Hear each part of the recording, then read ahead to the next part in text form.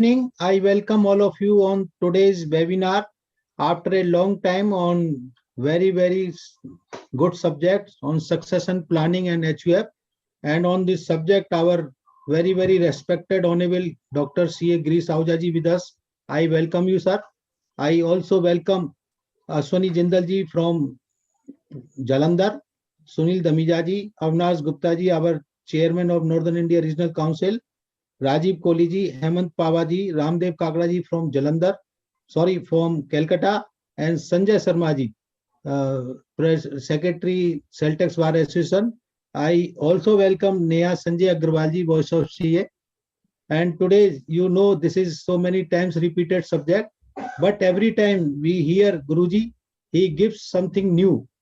And so this, keeping in this mind, I plan this subject once again from Guruji, and I especially invite CA Neha Sanjay Agrawal ji, क्योंकि पिछले महीने I came to contact her, और madam को मैं देख रहा हूँ कि very well she introduce गुरुजी. तो मैंने कहा मैडम को सबसे पहले रिक्वेस्ट करूं कि गुरुजी को इंट्रोड्यूस करें, लेकिन उससे पहले I request our chairman Northern India Regional Council Avinash Gupta ji kindly address our member. Over, Avinash Gupta ji.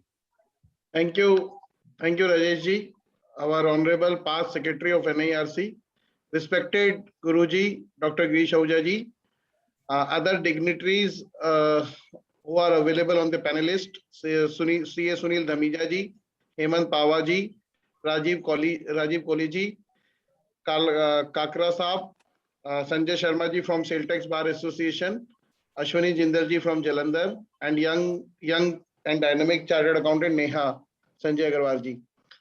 Today Rajesh ji have organized this webinar in the series of webinars organized by him. So it is his personal webinar, what he is organizing without any CPR and without any involvement of any study circle. So अभी गुरुजी वैसे बता देंगे the real objective of this webinar. So Guruji will tell. But yes, what I request in this webinar is that everybody please ask any questions what you have on this subject, which is a subject which is very near to all of us, and many of the clients are asking about this subject after Corona. Even during Corona, the succession planning and other things are in high demand, and this is an unexplored area by all of us. Many of our clients are requiring and needing this support, and please charge fees for this now. And this is going to be a very big line of business in the coming times. So this is very important. Second request that I want to make, we all know that this is an election year, election month have just started, and this Friday and Saturday are the institute election. And we all are chartered accountant. We have to participate in this election process, and we have to elect our regional council representatives as well as central council representatives. So I request all to please come and vote. So voting is not only the right but a duty also. So I request all of us who are present in this webinar to please come forward and come for the voting polling booth, which must have been communicated to you by the institute and other candidates. So please do come and vote in this election process. Average voting in our last election was about 43-44%. We need to increase it to 50-60% or 70% to the best possible. So I request all of you to please do come and vote in this coming seminars, in this coming voting days. So voting booth details must be with you. So with this, thank you very much for giving me this opportunity to interact. I am always available. NIRC is always available to all of you. If you have anything you want us to do, we are always willing to do it, and we all NIRC members and NIRC is available to you 24/7. So thank you, Rajesh ji, for providing us this special opportunity to interact with the members. Over to Rajesh ji. Thank you, Chairman Saab, for a wonderful guidance to us. And now I request our very young and dynamic chartered accountant, Neha Agrawal ji, kindly introduce our Guruji. But before this, I would like to say that Neha ji के father के साथ मैंने council में काम किया है 6 साल, और जैसे संजय जी बड़े कर्मठ हैं कार्य करने में, ऐसे ही नेहा जी को मैंने देखा है। Neha ji is a very very hard working और बड़ी ऑनेस्ट है अपने काम के लिए। So with this madam, I request you kindly introduce our guru ji. Over to Neha ji. Thank you so much, Rajesh sir. Thank you. I welcome everybody on behalf of Voice of CA as well. Thank you, Rajesh sir, for giving this opportunity कि मैं गुरुजी को introduce कर सकूं। गुरुजी सिर्फ मेरे गुरुजी नहीं है, मेरे फादर के गुरुजी नहीं है, सभी के गुरुजी हैं। एंड अभी मेरी ट्रेनिंग हो गई है उनको इंट्रोड्यूस करने की। And I every time I feel so happy जब मैं उनको इंट्रोड्यूस कर रही होती हूँ कि मेरे को ऐसे लगता है wow, such an opportunity. So here, just 2 lines I would like to say. He has tremendous experience, and backing him, he has that kind of aura backing him, and with him that everybody who he touches is actually enlightened more and more. So we welcome you, sir, on our platform today कि हम लोग और enlighten हो सके on these upcoming topics, succession and HUF, जो कि actually future होगा मेरी जनरेशन के लिए। So over to you, sir. Thank you so much. Thank you. Thank you, Neha ji. Now, without taking too much time, I straight away request our Guruji to kindly deliberate on the subject with the new thing, sir. Thank you, sir. Thank you. Everyone, first of all, let me thank, नाम मैं बोलना चाहता हूं लेकिन बोलूंगा नहीं, लेकिन आगे बढ़ रहा हूं। Rajesh Agarwal ji, Sunil Damija ji, Rajeev Kohli ji, Hemant Pawa ji, Sanjay Sharma ji, Ramdev Kakda ji from Kolkata, and of course our chairman. मैंने लास्ट में नाम लिया लेकिन क्योंकि चेयरमैन तो चेयरमैन ही होगा, he had been my student but he is a chairman of the NIRC, Avinash Gupta ji, and Karta of the CA fraternity for us, Ashwini Jindal ji, ladies and gentlemen. Well, friends, सबने कह दिया purpose क्या है। कहते हैं ना, काम तो ये तो एक बहाना है, काम तो कोई और करवाना है। ये तो सबने कह दिया है और मेरे कहने की जरूरत नहीं है, सबको पता है मैं क्या कर रहा हूँ आजकल। और सुबह से शाम तक जो हम कर रहे हैं सबको खबर है, तो इसीलिए मुझे बोलने की जरूरत नहीं है, सब समझते हैं, तो इसलिए मैं आगे बढ़ रहा हूं। मैं ये जो टॉपिक लिया आज थोड़ा सा डिफरेंट वे से चलूंगा, because I have touched this topic many time. Succession planning. देखिए, what really happens is that we have corporate houses, we otherwise have our small and medium type of industries. You have children, when they grow up and then the family enlarges, there is always a problem that business, if you are carrying on a business, there may not be a problem in the business because of the brothers or the cousins or something or the other. So how should we plan our business so that there is no dispute among themselves? And thereafter, how should we plan that whatever asset we have earned, how should we pass on those assets to our children or to our family members? And at the same time, some sword is hanging. People are thinking that there may be inheritance tax also. And if there is inheritance tax, what will happen? Because our time, I remember passing out CA in 1970, but there was a topic called estate duty. Estate duty was there up to 1985. दमीजा जी ने भी पढ़ी होगी वो state duty, समझ में हमें कुछ नहीं आता था, पास हो गए थे। और 85 की स्टेट ड्यूटी में अभी भी बताऊं, उसके केसेस अभी भी सुप्रीम कोर्ट में पेंडिंग हैं। किसी को समझ में नहीं आता था, आप अपनी प्रॉपर्टी का सारा बेचकर भी नहीं निकाल सकते थे, कई बार तो ये हालत होती थी, क्योंकि प्रॉपर्टी को बेचकर ही करता था, मार्केट वैल्यू ऑफ प्रॉपर्टी लेकर तब आपको स्टेट ड्यूटी देनी पड़ती थी। और इतना प्रॉब्लम थी तो स्टेट ड्यूटी हटी हमारी कंट्री में, गिफ्ट टैक्स हटा, ऑल्दो हटा नहीं है, इनडायरेक्टली गिफ्ट टैक्स आ गया through section 56 sub section 2 clause 10, वो तो आया ही है, आप सबको पता है। वेल्थ टैक्स हटा, ऑब्वियसली वेल्थ टैक्स भी हटा है क्योंकि उसमें कोई रेवेन्यू तो आता ही नहीं था। So wealth tax also was taken away. And then last was क्या हटा आपका कि अब सिर्फ इनकम टैक्स रह गया है। लेकिन लोगों के दिमाग में ये बार बार आ रहा है, हो सकता है कि इनहेरिटेंस टैक्स आ जाए।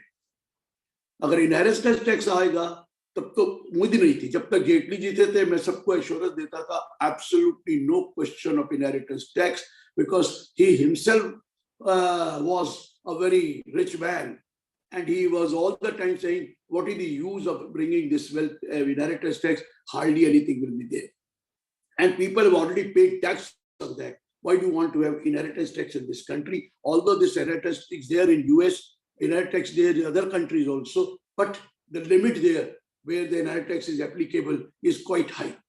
Here they may not bring out that limit, but if you have to do planning for inheritance tax, then the only way out is to create a private trust and create beneficiary for that. There is the only way out, because inheritance tax can be avoided by two ways: either making a gift to your children before the death, of course, before that inheritance comes into book, or create a trust. That is the only way out if you have to pass on your wealth to your children or to your family members, and also the business. These days, the big corporate houses have created a private trust, thinking that let this trust be governed by the trustees, professional trustees, and the business may run. They may go for dispute. We are not concerned. लेकिन business will at least run. लेकिन मैं अब बता दूं, trust बनाने के लिए भी सब कुछ बदल गया है। ये पॉइंट नोट कर लीजिए कोहली साहब, कि ट्रस्ट बनाने के लिए अब इंडिविजुअल ही ट्रस्ट बना सकता है जब टैक्स नहीं लगेगा, and that too for his relative. पहले तो कोई भी आदमी कोई चीज ट्रस्ट में दे देता था, हम उसको टैक्स नहीं लगाते थे। किसको? ट्रस्ट को। The trust was, we are giving a property to a immovable property or any property to a trust, and we were not supposed to. Gupta ji आए यहाँ पर, मैंने देखा सीए गुप्ता जी भी यहाँ के, गुप्ता जी वो बाजिन कर गए कि हम बोल ना दें कि हम संजय अग्रवाल को फेवर करते हैं। मैंने नहीं बोला, सर गुप्ता जी ये नोट कर लेना। आइए वापस। नमस्कार सर, नमस्कार। नमस्कार सर, मैं आपको सुनने आया हूँ, सर। ऐसा है ओके सर, व्हाट्सएप पे ये कह रहा हूँ कि मैं तो वेलकम कर रहा हूँ आपको। मैंने अभी देखा, I just saw you. Madam Anu Pandey ji है सर। मैं भी सर नमस्कार कर रहा हूँ। और मैं ये कह रहा था सुबह राजेश जी से, मैं क्या गुरुजी सबको ट्रॉफी दे रहे हैं, मुझे भी ट्रॉफी दिलवा दो, तो मैं भी बहुत सीनियर मेंबर हो चुका हूँ। हमने सीनियर को नहीं दी सर, एसीएस को दी है। आप एफसीए हैं, हमने सीनियर सर हम यहाँ इशू ये लेने नहीं आए हैं, हम तो सब्जेक्ट की बात कर रहे हैं। कुछ सोचो ना जी, हमें 30-32 साल हो गए सर। आप मुझे देते रहते हैं, आप लेक्चर सक्सेशन प्लानिंग कर रहे हैं गुरुजी, जो पैसे कैसे संभालने हैं, लेना है। आप पॉलिटिक्स छोड़ दीजिए, आपको मिला करेगा, लेक्चर शुरू कर दीजिए। लेक्चर शुरू करिए, मेमेंटोज मिलते हैं सर। मेरे पास मेमेंटोज हैं, आप मेरे घर आइए, 20, 25, 40, 50 जितना ले जाना है ले जाइए, कोई चिंता नहीं। सर मैं एक और चीज कहना चाह रहा था कि ना हमें एक स्पिरिचुअल सक्सेशन प्लानिंग भी करनी चाहिए। स्पिरिचुअल सक्सेशन प्लानिंग आपका लेक्चर रखेंगे सर उसके ऊपर। अरे सर 4 तारीख के बाद आपका ही लेक्चर रखेंगे spiritual. Very well noted sir, very well noted. Sir Anu Pandey ji भी ने ज्वाइन कर लिया है सर, उनको भी जरा एक्नॉलेज कर दो sir. Welcome. Coming back now, what I am trying to explain. देखिए अब thank you. Individual can have trust. पहले ट्रस्ट कोई भी बना सकता था। If you had to give the money और anything asset to the trust, there was no taxability hand of the trust. Now अगर आप ट्रस्ट को कोई प्रॉपर्टी देंगे, only if it is created by individual and given to the trust, irrevocable trust, तब तो वो tax नहीं लगेगा उस ट्रस्ट को, अदरवाइज वो टैक्स लगेगा। It is very clear as per section 56 subsection 2 clause 10। तो ये बात क्लियर हो गई। अगर किसी को इसके ऊपर क्वेरी पूछनी है तो क्वेरी पूछ सकता है, नहीं तो आगे बढ़ते हैं, क्योंकि अब ट्रस्ट क्रिएट सिर्फ इंडिविजुअल कर सकता है। trust can be established or created by an individual for the benefit of his relative. Benefit of his relative. और relative की definition वही है जो 56(2)(10 में है, जो बहुत बड़ी definition gift के लिए है, वही relative की definition यहाँ पे रखी है. वही relative की definition है, छोटी वाली नहीं है. जो section 2 में relative की definition वो नहीं लेनी है. जो section 56 of section 2 clause 7 में दे रखी है, वही definition relative की आपने लेनी है. तो यहाँ कोई query है तो राजेश जी तो पूछ लीजिए, नहीं तो मैं आगे बढ़ूंगा. सर अभी कोई क्वेरी नहीं है सर रिलेटेड सर. तो ट्रस्ट सिर्फ इंडिविजुअल बना सकता है और कोई ट्रस्ट नहीं बना सकता. ये पहले बता दूं, अगर बनाएगा तो जो भी आप कॉर्पस देंगे, जो भी अमाउंट डोनेट करेंगे ट्रस्ट को, वो ट्रस्ट के हाथ में इनकम टैक्स लगेगा under income from other sources section 56 subsection 2 clause 10. ये क्लियर हो गया. हाँ, आप ट्रस्ट बना सकते हैं. दो तरह के ट्रस्ट बनते हैं, एक स्पेसिफिक ट्रस्ट होता है और एक डिस्क्रिशनरी ट्रस्ट होता है. ट्रस्ट में क्या होता है? एक सेटलर होता है, एक फाउंडर होता है, एक बेनिफिशियरीज होते हैं, बीच में हम ट्रस्टी को अपॉइंट करते हैं. Will look after the management of that trust. Trustee, settler, beneficiaries, ये तीन लोग ट्रस्ट में होते हैं. और ट्रस्ट अगर लीगल पर्पस के लिए है तो आप ट्रस्ट बना सकते हैं, लेकिन for the benefit of your relative and not for anybody else. बनाने में आप किसी के लिए बनाइए, टैक्स लगेगा, हमें कोई दिक्कत नहीं. लेकिन अगर इंडिविजुअल के रिलेटिव के लिए बनाएंगे और इंडिविजुअल उस पर डोनेट करेगा तो कोई फर्क नहीं पड़ेगा, ट्रस्ट को कोई टैक्स नहीं लगेगा. अब ये दो तरह के ट्रस्ट हो सकते हैं, स्पेसिफिक ट्रस्ट और discretionary trust. Specific trust Ashwini ji क्या होते हैं? Where the beneficiaries and their shares are defined. Beneficiary भी डिफाइन कर दिया गया कि ये बेनिफिशियरी है, ABCDE नाम देने पड़ेंगे. Beneficiaries and their shares are defined.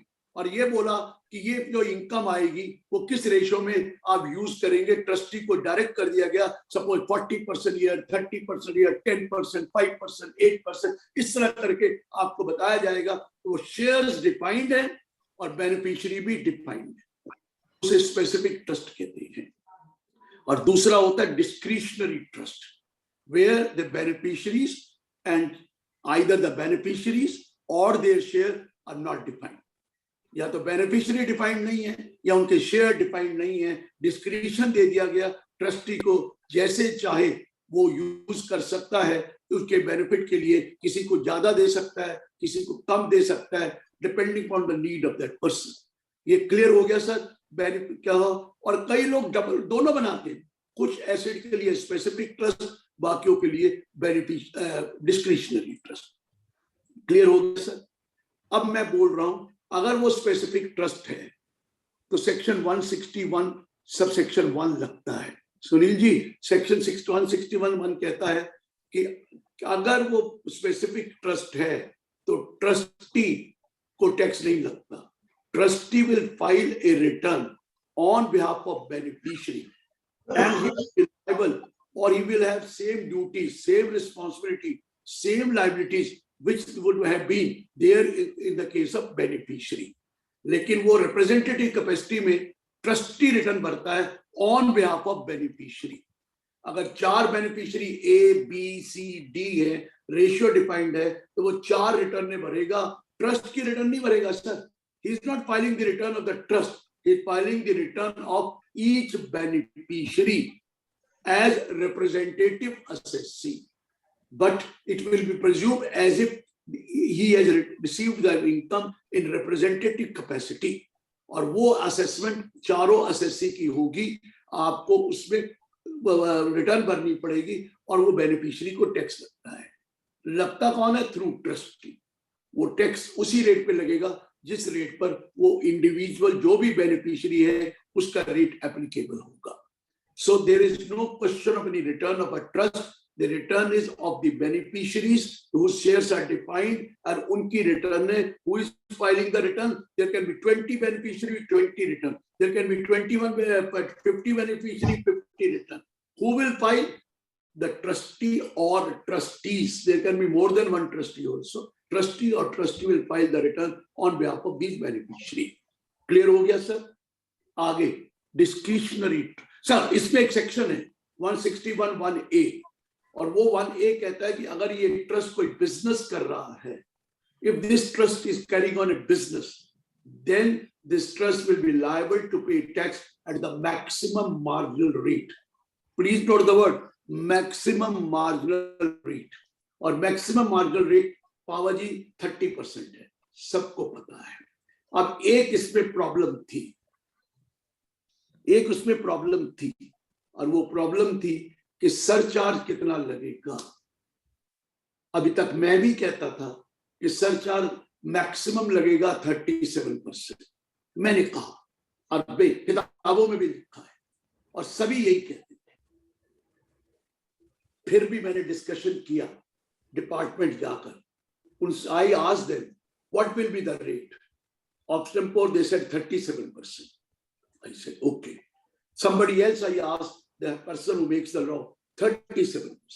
Since it is maximum marginal rate, that surcharge will also be maximum because it will add surcharge if any. Sunil ji, फिर मेरी बात हुई, इनकी जो यूटिलिटी है उसमें मैक्सिमम मार्जिनल रेट नहीं लेता, उसमें वो स्लैब रेट लेता था। मतलब अगर स्लैब 50 लाख से कम इनकम है एओपी की, एओपी होगा ना ट्रस्ट, तो वो कोई सरचार्ज नहीं लेता था। 50 से 1 करोड़ है तो 10% मांगता था, 1 करोड़ से अबव है तो 15% मांगता था, 2 करोड़ से अबव है तो 25 मांगता था, और 5 करोड़ से ऊपर है तो 37।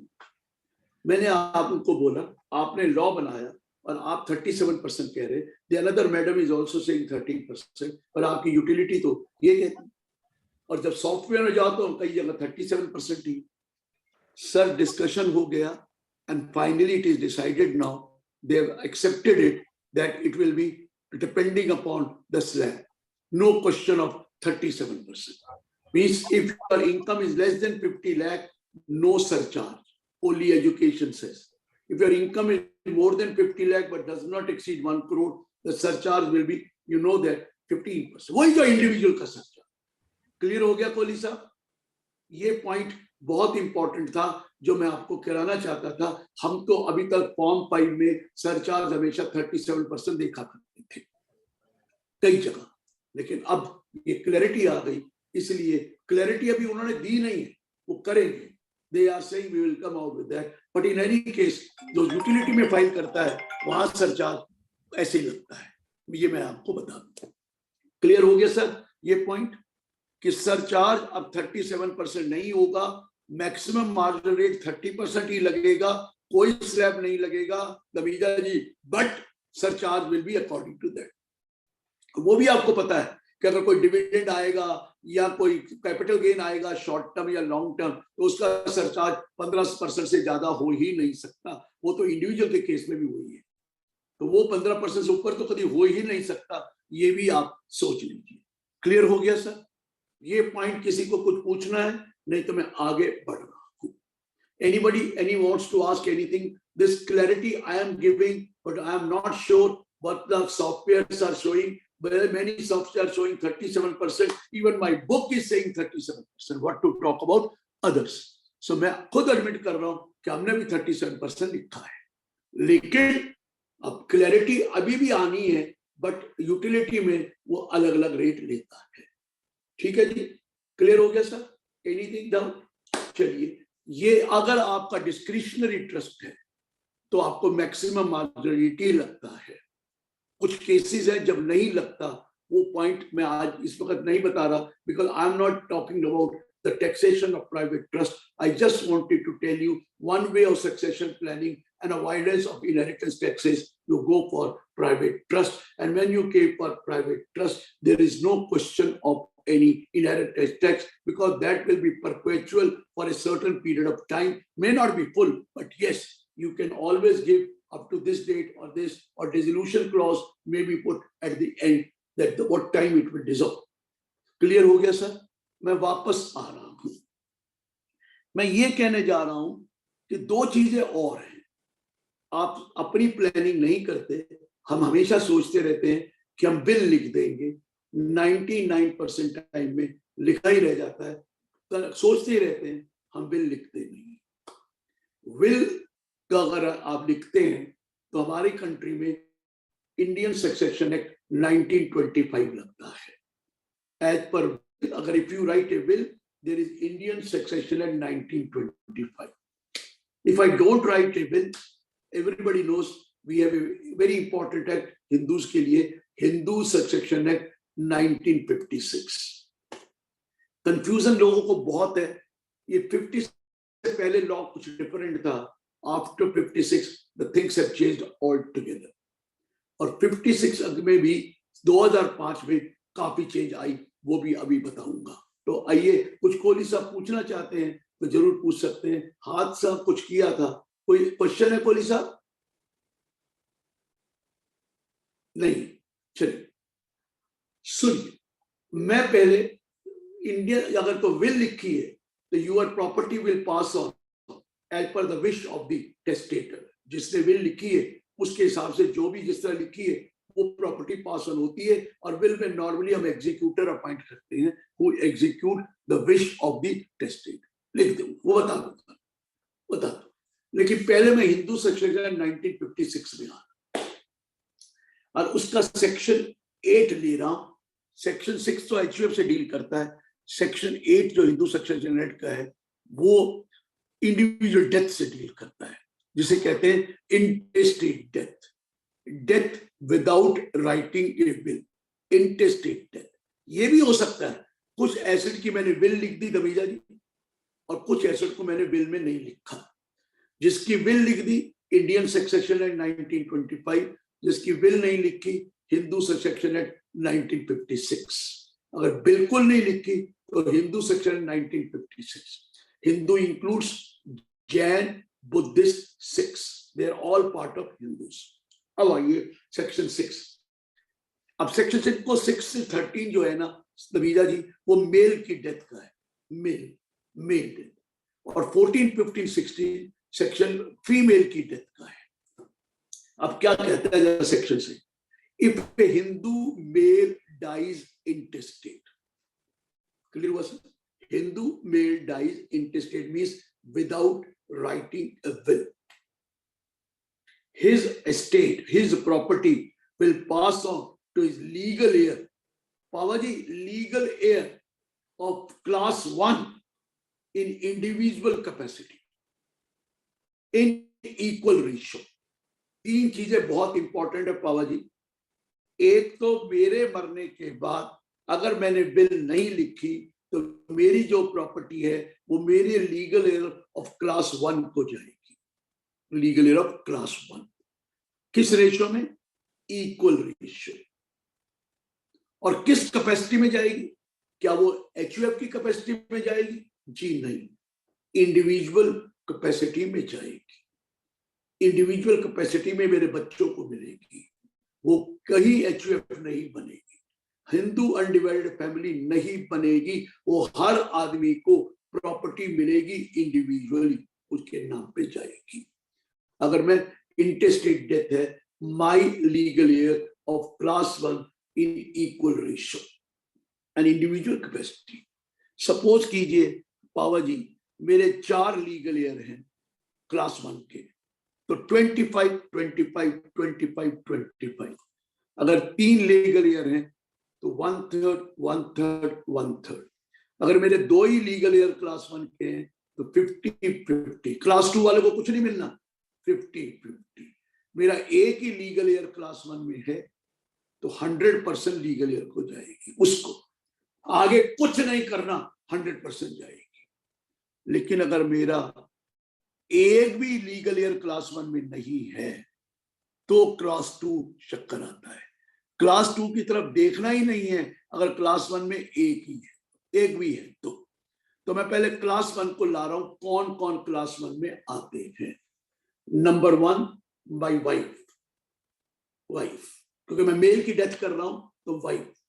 Number 2 children means both son and daughters, 1, 2, 4 जितने भी बच्चे हैं, सन्स एंड डॉटर। चिल्ड्रन तभी वर्ड यूज किया, सन नहीं किया, चिल्ड्रन। एंड एक और है पावा जी और उसका नाम है मदर। मदर को भी मिलता है equal share whether she is dependent or independent. कोई फर्क नहीं पड़ता, मदर का 1/4 शेयर है। अगर 4 आदमी हैं, एक मेरी बीवी, एक मेरी माँ और 2 बच्चे, एक बेटा एक बेटी, 1/4 मेरी मदर को मिलेगा, 1/4 मेरी वाइफ को मिलेगा, 1/4 मेरे सन को मिलेगा, 1/4 मेरी डॉटर को मिलेगा। ये equal ratio in their individual capacity. ये क्लियर हो गया। पहले कोई हक नहीं है पोते का, कोई हक नहीं है बेटी के बच्चों का, है ही नहीं किसी का, सिर्फ 4 आदमी का। 4 फादर का भी नहीं, मदर का सिर्फ रहेगा। मदर को मिले। अभी रुको, फादर को कुछ नहीं, दूर दूर तक नहीं। फादर को तो सेकंड में आएगा, पहली कैटेगरी में फादर है ही नहीं, पहली क्लास में नहीं है। मदर है, मदर को उतना ही मिलेगा जितना बीवी को मिलेगा। ये भी नोट कर लो, जितना बीवी का उतना मदर। मदर तो एक है, बीवी तो एक से ज्यादा भी हो सकती है। बीवियों को एक ही मिलेगा, चाहे 2 या 3 हो, सब मिलाकर 1। और मदर को भी 1 शेयर। पहले ये क्लियर हो गया। अभी तो मैं सब जिंदा है, इसलिए सोच के भगवान करे माँ भी जिंदा है, बीवी भी जिंदा है, बच्चे भी जिंदा है, ये हो। और सपोज मदर अलाइव नहीं है, मेरी मदर अब नहीं, तो क्या उसका शेयर कैलकुलेट होगा? जी नहीं, जी नहीं। Had she been alive she would have got it. अगर नहीं है तो खत्म। तो बाकी 3 ही रह गए, वाइफ 2 बच्चे, 1/3 1/3 1/3। ये क्लियर हो गया। मदर होती तो मिलता, मदर नहीं है तो नहीं मिलेगा। ये क्लियर सर? क्लियर। अब सपोज करो मदर थी तो मिलता, अब मदर भी नहीं है, सॉरी मेरी वाइफ भी मेरी नहीं है, शी डाइड 2016, तो वाइफ का भी कोई शेयर नहीं होता, she would have got it. नहीं है तो she will not get it. तो कुछ नहीं, उसका कोई कैलकुलेशन नहीं होगा। अब कौन बचे? बच्चे ही बचे। अगर 2 बच्चे हैं तो 50-50, 3 बच्चे हैं 1/3 1/3 1/3। अरे एक ही होता तो 100%। ये क्लियर हो गया, यहां तक क्लियर हो गया। आगे बढ़े, स्टेप बड़ा इंपॉर्टेंट देने जा रहा हूं, इसलिए ध्यान से सुनो। भगवान ना करे बेटा था लेकिन उसकी डेथ फादर की डेथ से पहले हो गई। सन प्री डिजीज द फादर। हो सकता है, भगवान ना करे पर हो तो सकता है ना। बेटे की डेथ हो गई कब? बाप के मरने से पहले। कि मैं बाप को मार रहा हूं, बेटे को नहीं मारा, बेटा तो मर चुका है। बाप के मरने से पहले बेटे की डेथ हो चुकी है, तो क्या होगा? मैंने बीवी की डेथ का तो कह दिया, कुछ नहीं। माँ की डेथ कह दिया, कुछ नहीं। बेटे की डेथ हो गई तो क्या होगा? यहां हम रुकेंगे, हम सवाल पूछेंगे, क्या बेटा मैरिड था या अनमैरिड था? अगर बेटा अनमैरिड था और उसकी डेथ हो गई, प्री डिजीज फादर, कुछ नहीं मिलेगा, कुछ नहीं मिलेगा। ठीक है सर? होता तो लेता, नहीं है तो नहीं मिलेगा। अगर शादी नहीं हुई, अगर उस बेटे की शादी हो चुकी थी और अब उसकी डेथ पहले हो चुकी है फादर की डेथ, तो जो फादर की स्टेट है, जितना शेयर बेटे का बनता था, had he been alive, what would have been the share of the son had he been alive? अगर उस दिन जिंदा होता तो कितना मिलता? वो उसकी वाइफ और बच्चों को मिल जाएगा इन इक्वल रेशियो, इन इक्वल रेशियो। सपोज कीजिए, मैं दोबारा एग्जांपल ले रहा हूं, मां भी जिंदा थी, बीवी भी जिंदा थी, एक बेटा था, एक बेटी थी। सर बुरा ना मानना, दुनिया कुछ भी हो सकती है। और बेटा शादीशुदा था, और अगर शादीशुदा नहीं था तो शेर ही, शादीशुदा था लेकिन उस बेटे की पहले ही डेथ हो गई, हो चुकी है, अब फादर की डेथ हुई है। What would have been the son's share had he been alive? सबको पता है 1/4 होता, am I right? वो 1/4 शेयर उसकी बीवी और बच्चों को मिल जाएगा, इक्वल रेशियो। अगर उसकी बीवी है सिर्फ तो सारा उसको मिल जाएगा। बीवी के 2 बच्चे हैं तो 1/4 का 1/12 बीवी को मिलेगा, 1/12 बेटी मिलेगा उसके, और 1/12 उसकी बेटी को मिलेगा। ये क्लियर हो गया हो तो मैं आगे बढ़ूं। Anyone not clear? what would have been his share had he been alive would go to his legal heir. और उसके लीगल हेयर कौन है? His wife and children. Clear sir? Clear sir? इसी तरह बेटी की भी डेथ हो जाए और शादीशुदा थी, अगर शादीशुदा नहीं थी तो शादीशुदा थी और उसकी डेथ हो जाए, what would have been her share had she been alive will go to whom? किसके पास जाएगा? सिर्फ बच्चों के पास, हस्बैंड के पास नहीं जाएगा। Only children, only children. ये क्लियर हुआ? ये क्लियर हुआ? Only her children. क्लियर हुआ सर? हस्बैंड को नहीं मिलेगा। अब बहुत आगे बढ़ रहा हूं। Predeceased son of a predeceased son, बहुत बड़ी बुरी बात है कि भाई बच्चा भी मर गया, बच्चे का बच्चा भी मर गया और दादा भी जिंदा है। What would have been his share had he been alive will go to his legal heir. अगर वो शादीशुदा है, legal here in equal ratio in individual capacity. समझ में आ गया? ऐसे ही बेटी का है, ये क्लास 1 की। अब ये जो पोता है ना राजीव जी, ये तभी पिक्चर में आएगा जब उसका बाप की डेथ हो चुकी है। अगर बाप है तो पोते को कुछ नहीं मिलना, बाप है तो पोता पोती को कुछ नहीं मिलना। हाँ, बाप प्री डिजीज हो गया हुआ है उसका तो मिलेगा। ये जो माँ, ये जो बेटी है ना, अगर बेटी जिंदा है तो बेटी के बच्चों का कोई हक नहीं। नाने की प्रॉपर्टी में बेटी के बच्चों का कोई हक नहीं है बाबा जी। लेकिन बेटी मर गई है और बेटी का शादी थी हुई तो फिर उसके बच्चों का हक उतना ही होगा जितना उसका हक था। ये क्लियर कर दिया मैंने। आज स्लो चल रहा हूं ताकि क्लियरिटी आ जाए कि भैया ये क्लियर हो गया। हाँ, एक चीज पूछना चाहूंगा सर। ये अभी आपने बताया कि अगर मेल की डेथ होती है तो उसकी मदर क्लास 1 में आ जाती है। अगर वाइफ की डेथ होगी तो कौन सी मदर आएगी? मारा ही नहीं बीवी को। नहीं, अगर 14-16 में मारूंगा, सेक्शन 14-15-16 आएगा ना। अभी तो 8 से 13 हो रही। सर अभी मेल का चल रहा है, फीमेल का नहीं आया sir. Sir let us come to female death. अभी तो मेल डेथ है। जब फीमेल की डेथ होगी तो बात आऊंगा, इंतजार कीजिए। अभी फीमेल की डेथ नहीं करी, अभी मेल की डेथ। क्लियर है ना? हम करेंगे सेक्शन 14, 15, 16। लेकिन अभी लास्ट वाला आपने जो बोला है, ये नाना वाला जो लास्ट अभी बोला था, वो क्या चीज? बच्चों नाना जिंदा है, नानी बेटी मर गई, नाने की प्रॉपर्टी है, बेटी थी शादीशुदा, वो मर गई बिफोर डेथ ऑफ द नाना, तो उसके जो शेयर बेटी का बनता है वो उसके बच्चों को मिलेगा।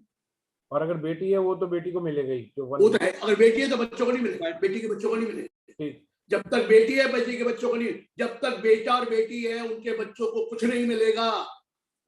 ये पता नहीं लोगों के दिमाग में एक गलतफहमी है कि पोता दादे की प्रॉपर्टी का हकदार है, वो HUF में है। यहाँ कोई हक वगैरह नहीं। HUF बात ही अलग है, ये HUF नहीं है, ये उसकी इंडिविजुअल प्रॉपर्टी है।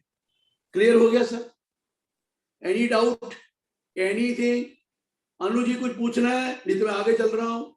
चलिए, और कुछ? अभी खत्म नहीं हुआ, अभी क्लास 1 खत्म हुआ है।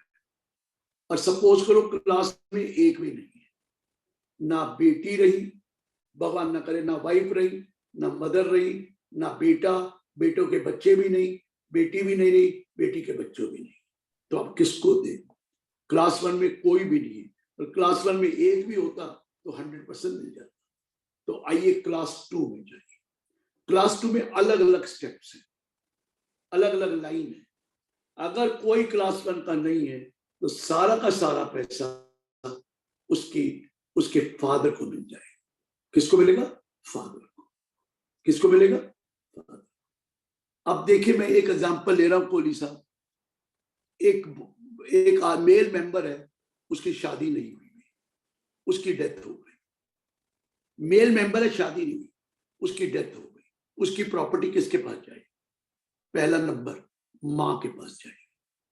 माँ के पास जाएगी। अगर माँ जिंदा है तो क्लास 1 में आ जाएगी। बीवी है नहीं, बच्चे है नहीं, तो माँ के पास जाएगी। ये क्लियर है कि नहीं? बीवी नहीं है, बच्चे भी नहीं, तो कहाँ जाएगी? माँ के पास जाए। क्लियर? माँ, अगर वो अनमैरिड था और माँ की डेथ हो चुकी है तो किसके पास जाएगी? फादर के पास जाएगी। वो क्लास 2 में चली जाएगी, फादर। ये क्लियर हो गया पहला पॉइंट। अभी फादर के पास आया हूं मैं, अभी आगे बढ़े। सेकंड पॉइंट, बेटा था, एक मेल है, शादीशुदा था, बच्चे भी थे, माँ भी थी, सब मर गए। अब उसकी प्रॉपर्टी है, किसके पास जाएगा? माँ है नहीं, बीवी है नहीं, बच्चे हैं नहीं, थे या बच्चों की डेथ हो गई, उनके ग्रैंड चिल्ड्रन भी नहीं है, तो किसके पास जाएगी? फादर के पास। फादर के पास। फादर का नंबर तभी आना है जब क्लास 1 में कोई नहीं है। ये क्लियर हो गया सर? जब तक क्लास 1 में एक भी है, फादर को कुछ नहीं मिलना। अब फादर भी नहीं है तो क्या होगा? Sons, daughter, children and his brothers and sister, equal ratio. ये सेकंड में आया, सेकंड स्टेप। फादर नहीं है तो किसको मिलेगा? इसके बेटे की बेटी का बच्चे, या एंड उसके ब्रदर्स और सिस्टर्स को मिलेगा। सपोज बेटा के बेटी के बच्चे नहीं और भाई एक है, 2 बहनें हैं, 1/3 1/3 1/3। बेटे के बेटी के बच्चे 2 हैं, एक भाई है, एक बहन है, 1/4 1/4 1/4 1/4। ये क्लियर हो गया सर? ये क्लियर हो गया सर? अगला पॉइंट, डॉटर्स ग्रैंड चिल्ड्रन। अगला पॉइंट, वो भी नहीं है, daughters grandchildren. Siblings of the brother and sister, भाई और बहन के बच्चों को मिलेगा, इक्वल रेशियो। भाई और बहन के बच्चों को मिलेगा इक्वल रेशियो, प्रोवाइडेड ऊपर वाले कोई नहीं है, वो भी नहीं है। तो बाबा जी स्टेप वाइफ, जो दूसरी wife and widow of the brothers मिलेगा। Widow of the brother, step brother बोलते हैं यहां, और विडो ऑफ द ब्रदर्स, वो भी नहीं है। फादर पेरेंट्स को मिलेगा, उसके पेरेंट, फादर के पेरेंट्स, उसके फादर के पेरेंट्स को मिलेगा, वो भी नहीं, मदर के पेरेंट्स को मिलेगा। इससे आगे जाने की जरूरत है सर? अगर सेकंड कैटेगरी भी नहीं है तो फिर एग्नेट्स होते हैं। एग्नेट होते हैं फादर के उसके फादर के रिलेशन जो कवर नहीं हुए, और एग्नेट्स नहीं होते तो कॉग्नेट्स होते हैं, मदर के रिलेशन जो ऊपर कवर नहीं हुए। बस ये है सर डेथ, इंटेस्टेट डेथ, कैसे प्रॉपर्टी पास होनी है, क्लास 1 क्लास 2, एग्नेट्स कॉग्नेट्स। तो अगर कोहली साहब मुझे पूछते हैं कोई भी नहीं, तो हम सवाल देते हैं तो इस दुनिया में आया क्या है करने, तेरा का तो कोई है ही नहीं, तो फिर president of India, government of India ले जाएगी वो प्रॉपर्टी को। क्लियर हो गया सर? ये है सर सक्सेशन मेल का, जिसमें आपने विल नहीं लिखी है। अगर विल लिखी होती तो विल के हिसाब से जाता। क्लियर हो गया? कोई पॉइंट, कोई चीज ना समझ में आई हो, आज मैं बड़े प्यार से आराम से कर रहा हूं, पूछ सकते हैं, पूछिए, कुछ है तो। है जी कोई चीज? कोहली साहब, कोई राजेश जी, कोई सुनील दवीजा जी, कोई पूछना चाहे या किसी की क्वेरी? हाँ, अनु जी पूछ रही है, बोलो अनु जी। फीमेल को मैंने अभी डेथ नहीं करी है। अनम्यूट करिए, आपकी आवाज नहीं आ रही, अनम्यूट करिए।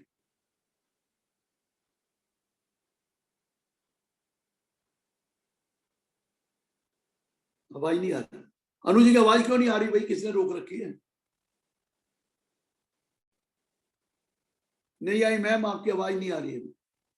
आपको आ रही है क्या किसी को अनु जी की आवाज? नहीं आ रही। Not Audible ma'am, please unmute. Unmute करिए, कुछ ना कुछ गड़बड़ है आपके यहाँ।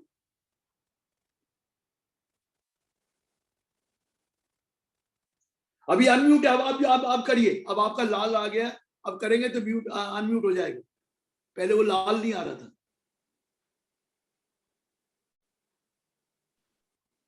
अब करिए, अब बोलिए। नहीं आ रही। नहीं जी, आपके कहीं वो माइक में कहीं गड़बड़ है, आवाज नहीं आ रही। इनका माइक कनेक्टेड नहीं है, माइक में कुछ कनेक्शन गड़बड़ है जी। नहीं तो वो उस पे लिख दीजिए बॉक्स पे, क्वेश्चन बॉक्स में, तो आंसर कर देंगे। चलिए, और किसी की क्वेरी सर है जी? कोई कोहली साहब, कोई पावा जी? आइए फिर आगे चलते हैं। अब मैं 14, 15, 16 ले रहा हूं। A female dies, a female Hindu dies इंटेस्टेट।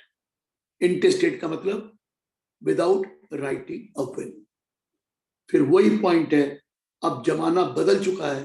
Female को अपनी प्रॉपर्टी का पहले एब्सोल्यूट राइट नहीं होता था, लेकिन अब फीमेल का एब्सोल्यूट राइट है। जहां से भी उसको प्रॉपर्टी मिले वो उसी की मानी जाएगी, चाहे बाप से मिले, ससुर से मिले, बीवी से मिले, खुद कमाए, वो उसकी अपनी प्रॉपर्टी मानी जाएगी। पहले वो अपनी प्रॉपर्टी मानी नहीं जाती थी। अब शी डाइज इंटेस्टेड, सवाल वही पूछेंगे, शादीशुदा थी? आप कहते हैं हाँ थी। तो जो उसकी स्टेट है, that will go to his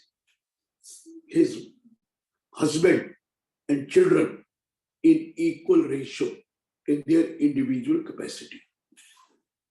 एक औरत की डेथ होती है और वो औरत शादीशुदा है, तो उसकी जितनी भी प्रॉपर्टी होगी वो उसके हस्बैंड और उसके बच्चों को इक्वल रेशियो में जाएगी।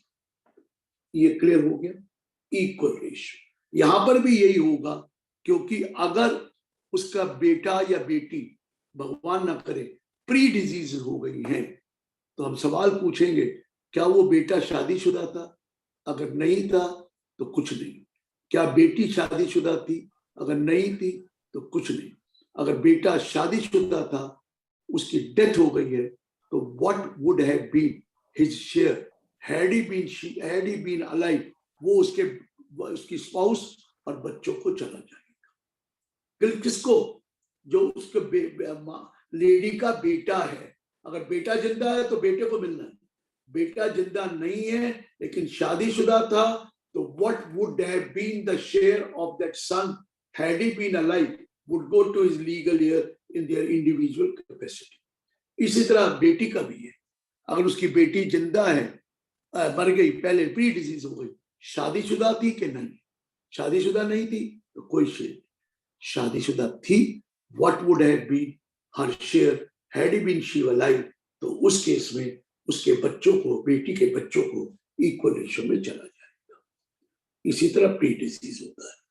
अब बच्चे नहीं है, सुनील दमीजा जी कह रहे हैं कि बच्चे नहीं है पर हस्बैंड है, तो किसको जाएगा? लॉ कहता है हस्बैंड को जाएगा, लेकिन रुक जाइए। अगर उस लेडी को अपने पेरेंट्स से कोई इनहेरिटेंस से कोई चीज मिली थी या गिफ्ट से मिली थी, और उसके अगर बच्चे नहीं हैं और हस्बैंड है, तो वो प्रॉपर्टी हस्बैंड को नहीं जाएगी, वो वापस उसके पेरेंट्स को चली जाएगी। अगर पेरेंट्स नहीं है तो पेरेंट्स के बच्चों को चली जाएगी, उसके हस्बैंड को नहीं जाएगी। ये करा गया था कि लोग डॉरी लेकर उसको जला देते थे, मार देते थे, तो इसलिए उन्होंने कहा जो भी चीजें वहां से पेरेंट्स से आई हैं वो पेरेंट्स को वापस जाएगी, अगर उसके बच्चे नहीं है। हाँ, बच्चे हैं फिर तो बटेगी उस तरह, बच्चे नहीं है तो पेरेंट्स को जाएगी। ये क्लियर हो गया, तो मैं आगे बढ़ू। अभी क्लास 1 में कर रहा हूं, अभी कंप्लीट नहीं हुआ है। आगे बढ़ू सर।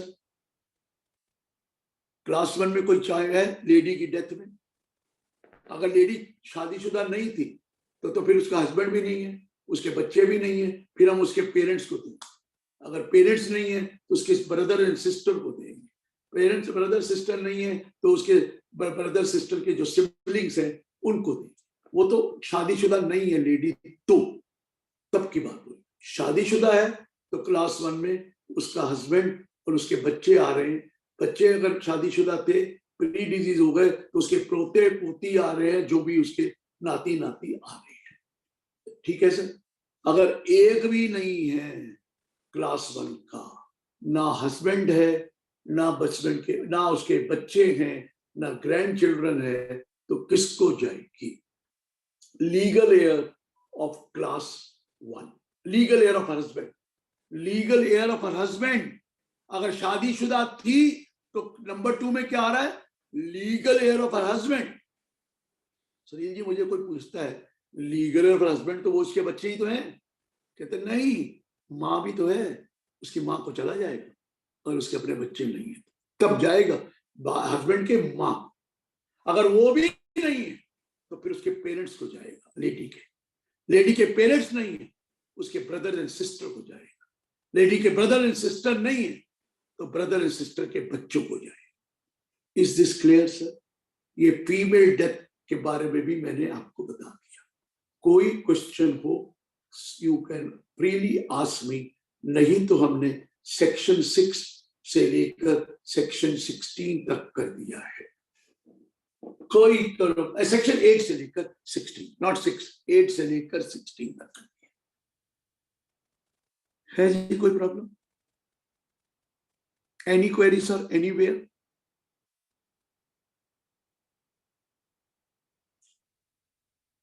कोई प्रॉब्लम नहीं तो मैं बढ़ूं, कोई मुझे बता दे, मैं आगे बढ़ूं।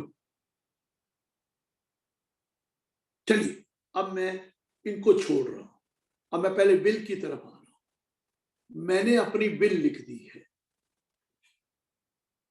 मैंने बिल में डिफाइन कर दिया है। जब मैं अपनी बिल लिखता हूं पावा जी, तो मैं किसी के नाम भी दे सकता हूं।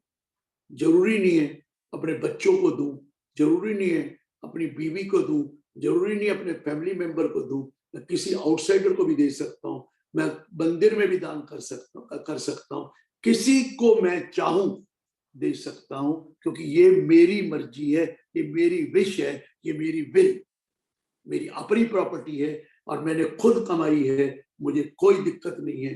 खुद कमाई क्या, वो वाली प्रॉपर्टी भी जो मुझे इनहेरिटेंस में मिली है अंडर सिंधु सक्सेशन एक्ट, वो 56 के बाद मिली है, वो भी तो मेरी इंडिविजुअल प्रॉपर्टी है, वो भी तो मेरी इंडिविजुअल प्रॉपर्टी है।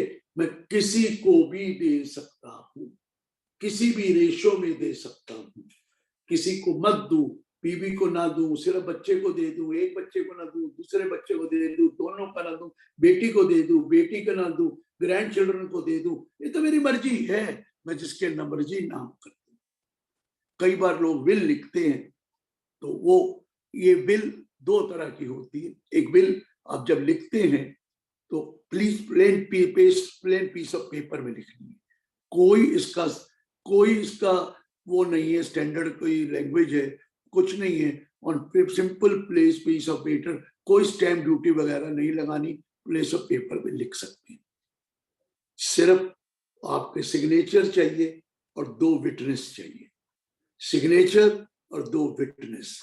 विटनेस को विल के कंटेंट्स पता हो या ना पता हो कोई फर्क नहीं पड़ता, पता है तो बहुत अच्छी बात है, नहीं पता तो भी कोई बात नहीं है। सिर्फ वो तो ये कह रहा है कि मेरे सामने इन्होंने सिग्नेचर किए हैं इस विल के ऊपर, उसका पर्पस इतना ही है, इससे ज्यादा नहीं है।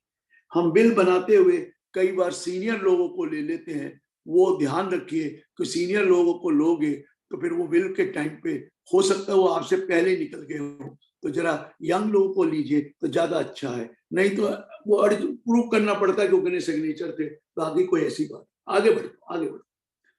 विल करते हुए मैंने कहा 2 सिग्नेचर जरूरी है और आपके 2 विटनेस जरूरी है और आपके सिग्नेचर होने जरूरी है। विल आप चाहें तो रजिस्टर कराएं, नहीं चाहे तो मैं रजिस्टर कराएं, ये आपकी मर्जी है। दोनों विल वैलिड है। गुप्ता जी, जो बिल वैलिड है उसमें ये चीज मैं बता दूं, गुप्ता जी चले गए, मैं नाम लिया और चले गए। अरे भैया मैं कुछ बता रहा हूं आपको, देखिए दोनों बिल है। मैं हूं सर, यहीं पर हूं सर, गाड़ी में है ना? हाँ जी सर, मैं सुन रहा हूं। बिल जरूरी नहीं है रजिस्टर्ड कराना, लेकिन रजिस्टर्ड बिल के कुछ फायदे होते हैं, जरूरी नहीं है रजिस्टर्ड कराना। एक चीज तो पहले बता दूं, जो विटनेस कराए तो हो सके तो एक विटनेस डॉक्टर हो जो लिख दे कि ये ये मतलब साउंड माइंड का था और मेरे सामने इसने सिग्नेचर किए। क्योंकि कई बार बाद में जब झगड़े होते हैं तो कहता है मेरा बाप तो पागल था, अनसाउंड माइंड था, उस वक्त शराब पिए में था, उसको कुछ पता ही नहीं था, उसने साइन कर लिए या पोर्शन से करा लिए या जबरदस्ती करा लिए, आपको पता ही है। तो बिल एक और दूसरा एक लॉयर से या चार्टर्ड अकाउंटेंट से करा दीजिए, वो बता देगा कि भाई हाँ इसको मैंने बता दिया था कि विल का पर्पस क्या है क्या। 2 विटनेस होने विल के अंदर। और एक चीज बताओ, अगर आप रजिस्टर करा लेंगे तो बहुत फायदे। एक तो आपको रजिस्टर कराने के लिए खुद जाना पड़ता है, पहले ऐसा नहीं था, अब जाना पड़ता है। वहां पर फोटोग्राफ होती है, वहां रिकॉर्डिंग भी होती है, वहां पर सिग्नेचर भी कराई जाती है, और तो इसलिए वो मोर ऑथेंटिकेटेड हो जाती है। और उसमें ये भी लगता है कि वो होश हवास में उसने बिल रजिस्टर कराई है। बहुत छोटा सा अमाउंट लगता है बिल रजिस्टर कराने का, ज्यादा नहीं लगता, लेकिन आपको 2 विटनेस वाले जाने पड़ते हैं। और जरूरी नहीं है सर कोहली साहब कि वो विटनेस वही हो जिन्होंने साइन किए थे ओरिजिनल बिल पे, ना, कोई जरूरी नहीं है। आप कोई और भी विटनेस ले जा सकते हैं, लेकिन वो चले जाए तो बहुत अच्छी बात है, वो नहीं जाए तो वो सिर्फ विटनेस ये कर रहे हैं कि मेरे सामने रजिस्टर करें, वो उसका वो कोई बात नहीं।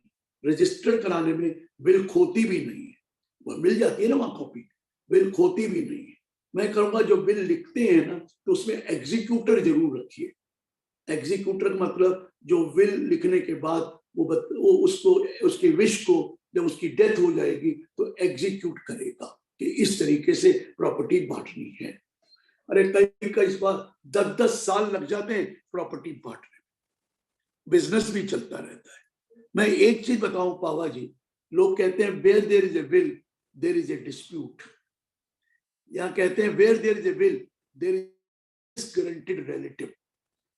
क्यों होता है कि विल जब आप कर रहे हैं, हो सकता है आप बराबर बराबर अपने बच्चों को या जो भी फैमिली मेंबर जिनकी राइट है उनको ना दें, तो झगड़ा तो होगा। तो वो कहेंगे मेरा बाप पागल था, मेरा बाप अनसाउंड माइंड का था, या ये कोर्शन से करा ली, अनड्यू इन्फ्लुएंस से करा ली, फ्रॉड से कराई, दिस हैज बीन डन, और वो डिस्प्यूट होता है। और आपको तो पता है पावा जी, अगर विल करानी हो ना तो एमसील जरूर लगवा लेना। वो कहते ये क्या है एमसील लगवा लेना? वो आपने पिक्चर को देखा है ना, टीवी का एड, वो बेटा बाप डेथ बेड पे है, वो लिख रहा है 100000, ऊपर से पानी गिर जाता है, वो 10 बन जाता है। तो वहां का एड है एमसील लगवानी थी तो आप बच जाते, एमसील नहीं लगवाई। मेरा मतलब समझ रहे हैं मैं क्या कह रहा हूं? पर्पस देखिए कितनी ज्यादा ये उनकी वो होती है।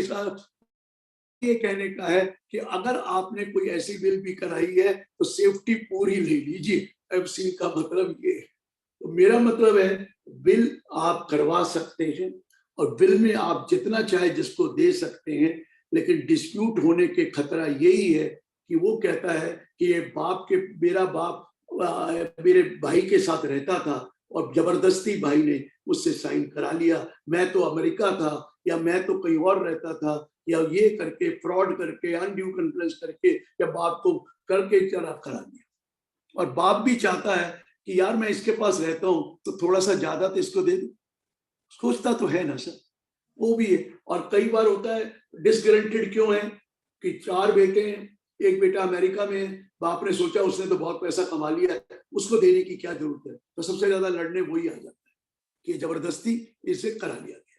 तो बिल कराते हुए थोड़ा सा ये देखना चाहिए कि साउंड माइंड अगर डॉक्टर लिख दे और फिर आपने रजिस्टर करा लिया तो उससे थोड़ा ऑथेंटिकेशन मोर बन जाता है। लेकिन किसने जो झगड़ा करना है उसका तो कोई तरीका है, लेकिन बहुत कम चांस होते हैं, लड़ाई कम होती। और एक और बात है सर, विल पे एग्जीक्यूटर रखिए, और विल की कॉपी कई बार पता ही नहीं होता लोगों को कि विल हुई है। कम से कम ऐसी जगह तो रख दीजिए या ऐसे आदमी को दे दीजिए। आपने देखा पिक्चरों में तो आता है वो वकील लेके आ जाता है बिल, ये रही आपकी बिल, तो ये हुआ। लेकिन आपको भी कहीं ना कहीं ऐसी रखनी चाहिए कि जहां पर वो बिल एक्सेसिबल हो। मैंने देखा है सर दमीजा जी 12 साल बाद बिल मिल गई और वो इंटरेस्टेड डेथ हो चुकी। वो कभी ये अभी तो ये जो डीमोनेटाइजेशन आया ना, हर अलमारी को छाना गया, नोट तो मिले, एक विल भी मिल गई किसी की, वो कहता मर गया मैं, ये तो 12 साल बाद देखी वो बिल आ गई। क्योंकि नोट बड़े मिले हैं तो बिल भी आ गए, तो सारे एक एक कपड़ा छाना होगा, वो एक एक अलमारी छानी होगी तो बिल नजर आ गई। तो ये विल को जो है ऐसा नहीं। और दूसरी बात है, विल तो आप कभी भी चेंज कर सकते हैं, ऐसा तो कुछ है ही नहीं। विल तो एग्जीक्यूट तो तब होगी जब डेथ होगी, डेथ से पहले you can change your will any time you want. Last will he मानी जाती है, चाहे लास्ट विल, पहली विल रजिस्टर्ड हो दूसरी ना रजिस्टर्ड हो, कोई फर्क नहीं पड़ता। लेकिन डिस्प्यूट करने के लिए तो कोई भी खड़ा हो सकता है कि यह तो जबरदस्ती बन गई, क्योंकि वो तो रजिस्टर्ड वाली तो अलग थी। उल्टा भी हो सकता है, पहले अनरजिस्टर्ड हो फिर रजिस्टर्ड हो, आप क्या मर्जी विल चेंज कर सकते हैं, कोई ऐसी नहीं। और कंडीशनल विल भी होती है दिवीजा जी, जैसे मैंने विल लिख दी सपोज कि ये मेरा घर है, इसमें मेरा बेटा है, ये बेटे को जाएगा, लेकिन बेटा इस घर को बेच नहीं सकता। जब तक मेरी वाइफ है उसको पूरा हक होगा इस घर में रहने के लिए, और वो रहेगी, और बेटा नहीं बेच सकता। मेरी वाइफ की डेथ के बाद ही ये बेटे को जाएगी। उसे कंडीशनल विल कहते हैं, कंडीशनल विल। हाँ, कभी लिख देते हैं हाँ मेरी माँ अपनी माँ से परमिशन लेकर दोनों अगर चाहें तो बेच सकते हैं, नहीं तो नहीं बेच सकते। ये सेफ्टी रखते हैं हम अल्टीमेटली अपने वाइफ की, अपने फैमिली मेंबर की। ये बहुत होता है और ये होना भी चाहिए। मैं ये कहा करता हूं कि विल लिखना बहुत अच्छी चीज है, लेकिन विल में दो चीजें होती हैं कि दो जगह ऐसी है, 3 जगह जहां पर विल का सक्सेशन सर्टिफिकेट लेना जरूरी है इंडिया में। और वो जगह है महाराष्ट्र, वेस्ट बंगाल एंड तमिलनाडु। वहां पर सक्सेशन सर्टिफिकेट के बगैर आपकी विल इंप्लीमेंट नहीं होती। लेकिन वहां बहुत आराम है कि बहुत थोड़े से पैसे से आपको सक्सेशन सर्टिफिकेट मिल जाता है, जो 75,000 है और 50,000 है, इतना ही अमाउंट है मैक्सिमम 20 से लेकर, तो आपको वहां पे लेना पड़ता है। उसके बगैर तो वो आपको प्रॉपर्टी पास ऑन नहीं होती, सक्सेशन सर्टिफिकेट लेना पड़ता है जो लिखा विल का उसको। लेकिन बाकी कंट्री में मेरे को एक आध कोई हो गया तो बाद में लेटर पता नहीं है, हमारे दिल्ली में सक्सेशन सर्टिफिकेट लेना जरूरी नहीं है। लेकिन रिटर्न भरने के लिए एक सर्टिफिकेट होता है, वो अलग बात है, लेकिन लेना जरूरी नहीं है। आप प्रॉपर्टी को म्यूटेट करा सकते हैं, अगर विल है उससे म्यूटेट आप प्रॉपर्टी को करा सकते हैं, और वो लीगली अलाउड है। अगर डिस्प्यूट हो गया तो Rajesh ji 4% of the value of the property, नई वैल्यू ऑफ द प्रॉपर्टी में आपको सक्सेशन सर्टिफिकेट मिलता है। 4% तो इतना अमाउंट हो जाता है, क्योंकि प्रॉपर्टी तो हो सकता है अरबों रुपए की या करोड़ों रुपए की अब हो गई हो, उसका 4% ला के कहां से देगा, ये भी पॉइंट होता है। और सक्सेशन सर्टिफिकेट में कई फॉर्मेलिटीज हैं, उसे प्रोबेट कहते हैं, उसे प्रोबेट कहते हैं। सक्सेशन सर्टिफिकेट को प्रोबेट कहते हैं, PROBAT। हमारे यहाँ प्रोबेट की जरूरी नहीं है, आप प्रॉपर्टी को अपने नाम पर म्यूटेट करा सकते हैं म्युनिसिपैलिटी में देकर, क्या अपना विल की कॉपी दीजिए, हो सकता है। बाकी आपको पता है क्या देना पड़ता है, वो बोलने की जरूरत नहीं है, क्योंकि वहां भी फेसलेस काम नहीं है। वो क्या देना पड़ता है वो मैं क्या बताऊं, सबको पता है कैसे काम MCD में या कहीं होते हैं। तो ये क्लियर हो गया सर। विल आप चेंज कर सकते हैं, लास्ट विल मानी जाती है। विल आप, एक और विल होती है प्रिविलेज विल। ये जो वार में जाते हैं वो क्या करते हैं कि वो विल तो लिखी नहीं है, वहां मरते हुए अगर वो कह दे चार तो सामने अपने सोल्जर्स के, ये मेरी प्रॉपर्टी इसको मिल जाए, तो वहां पर विल लिखी भी ना हो, उसे प्रिविलेज विल कहते हैं। साइन तो मतलब ही नहीं है, वो प्रिविलेज विल अलाउड होती है। अगर वो स्टेटमेंट दे दें कि उसने मेरे सामने कहा था ये प्रॉपर्टी इसको दी जाए। क्लियर हो गया सर। विल भी कर सकते हैं, इंटेस्टेट डेथ भी हो सकता है। आगे कोई क्वेश्चन है? नहीं तो मैं आगे बढ़ूं। सर क्वेश्चन तो 16 आए हुए हैं, पर लेकिन डिफरेंट है, ये बाद में ही पूछ लेंगे लास्ट में, या जैसे आप कहो तो अभी पूछना शुरू करूं? कल ही लास्ट में पूछ लेना, मैं आगे बढ़ा। जी सर, जी सर। ऐसा है, हमारे यहाँ एक गलत फहमी है, ये सोचकर कि बाप के मरने के बाद HUF बेटे की बन गई। ऐसा कोई तरीका नहीं। 1956 से पहले कोई डेथ होती थी तो वो ऑटोमेटिकली HUF फैमिली की बन जाती थी हिंदू वर्ल्ड। लेकिन 1956 के बाद, अभी अभी मैंने बताया, मेरे डेथ के बाद मेरी प्रॉपर्टी मेरे बच्चों को इंडिविजुअल कैपेसिटी में मिलेगी, और कोई कैपेसिटी है ही नहीं सिवाय इंडिविजुअल कैपेसिटी। एक जरा टेलीफोन जरा इंपॉर्टेंट है, 1 मिनट के लिए ले। Okay sir, sir please please please sir. Madam Pandey ji, आप जब तक अपना ये माइक सही कर लो ना। अरे मैंने किया तो है, अब आ रही है आवाज? Now it's okay, now it's okay. आ रही है? हाँ, यस यस। चलो ठीक है। गुरुजी याद कर रहे हैं तो उनसे पूछो तो सही क्वेश्चन, आपको स्पेशली पूछ रहे हो। ये चार्ट कर आपको गुरुजी ने पता है? मेरे क्वेश्चन का जवाब दे दिया अच्छा, आगे गुड वाले गुड। उसमें, इसलिए मैंने पूछा नहीं कि जैसे जैसे गुप्ता आगे जी। बोला उन्होंने तो वो हो गई ना हाँ। क्लियर बात। राजेश जी मैं ये कह रहा था कि अगर हमें इस पे कुछ चार्ट्स वगैरह मिल जाए, क्योंकि क्या होता है कि अगर कुछ इस तरह से चार्ट्स वगैरह बन जाए ना तो सर वो आपको पता है गुरुजी कभी पेन पेंसिल पीपीटी तो यूज करते नहीं, कोई पेपर यूज करते नहीं है। वो नहीं तो नहीं चार्ट आपको ही बनाने पड़ेंगे। वो तो राजेश आपको जी, बनाने गुरुजी हैं ने सर। बनाए हुए हैं। एक बार पहले भी करोल बाग स्टडी सर्कल में जब फिजिकल सेमिनार हुआ था तब बताया था गुरुजी ने यही, तो उन्होंने हाँ जी। पूरी पीपीटी दी थी चार्ट्स वाली। बस भाई वो आप मुझे दे देना मैडम, अगर आपके पास है तो। ढूंढनी पड़ेगी मुझे, देखूंगी सर एक बार। आप Hindu succession act class 1 class 2 heirs करो, पूरे चार्ट उसमें आ जाएंगे।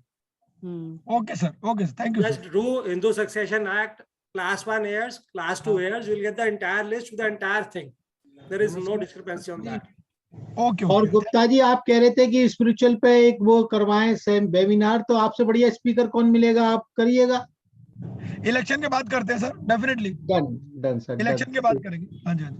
हाँ, और अब इलेक्शन तो की बात आईपीसी करें। पे भी मैं काफी बोलता हूँ, तो आईपीसी पे भी बोल सकते हैं। ठीक है ठीक है। ये जो लिमिटेड इंसॉल्वेंसी एग्जामिनेशन है आईबीसी मुझे कोड। लगता है गुरुजी फ्री हो गए दिखे। यस प्लीज सर आप सर अनम्यूट कर लो, सर अनम्यूट करो सर। अभी नहीं हुआ सर। हाँ, नाउ इट्स ओके सर। मेरा पॉइंट ये है कि अब एचयूएफ बनती कैसे है। कहते कोई बनाना, एचयूएफ बनाई नहीं जाती।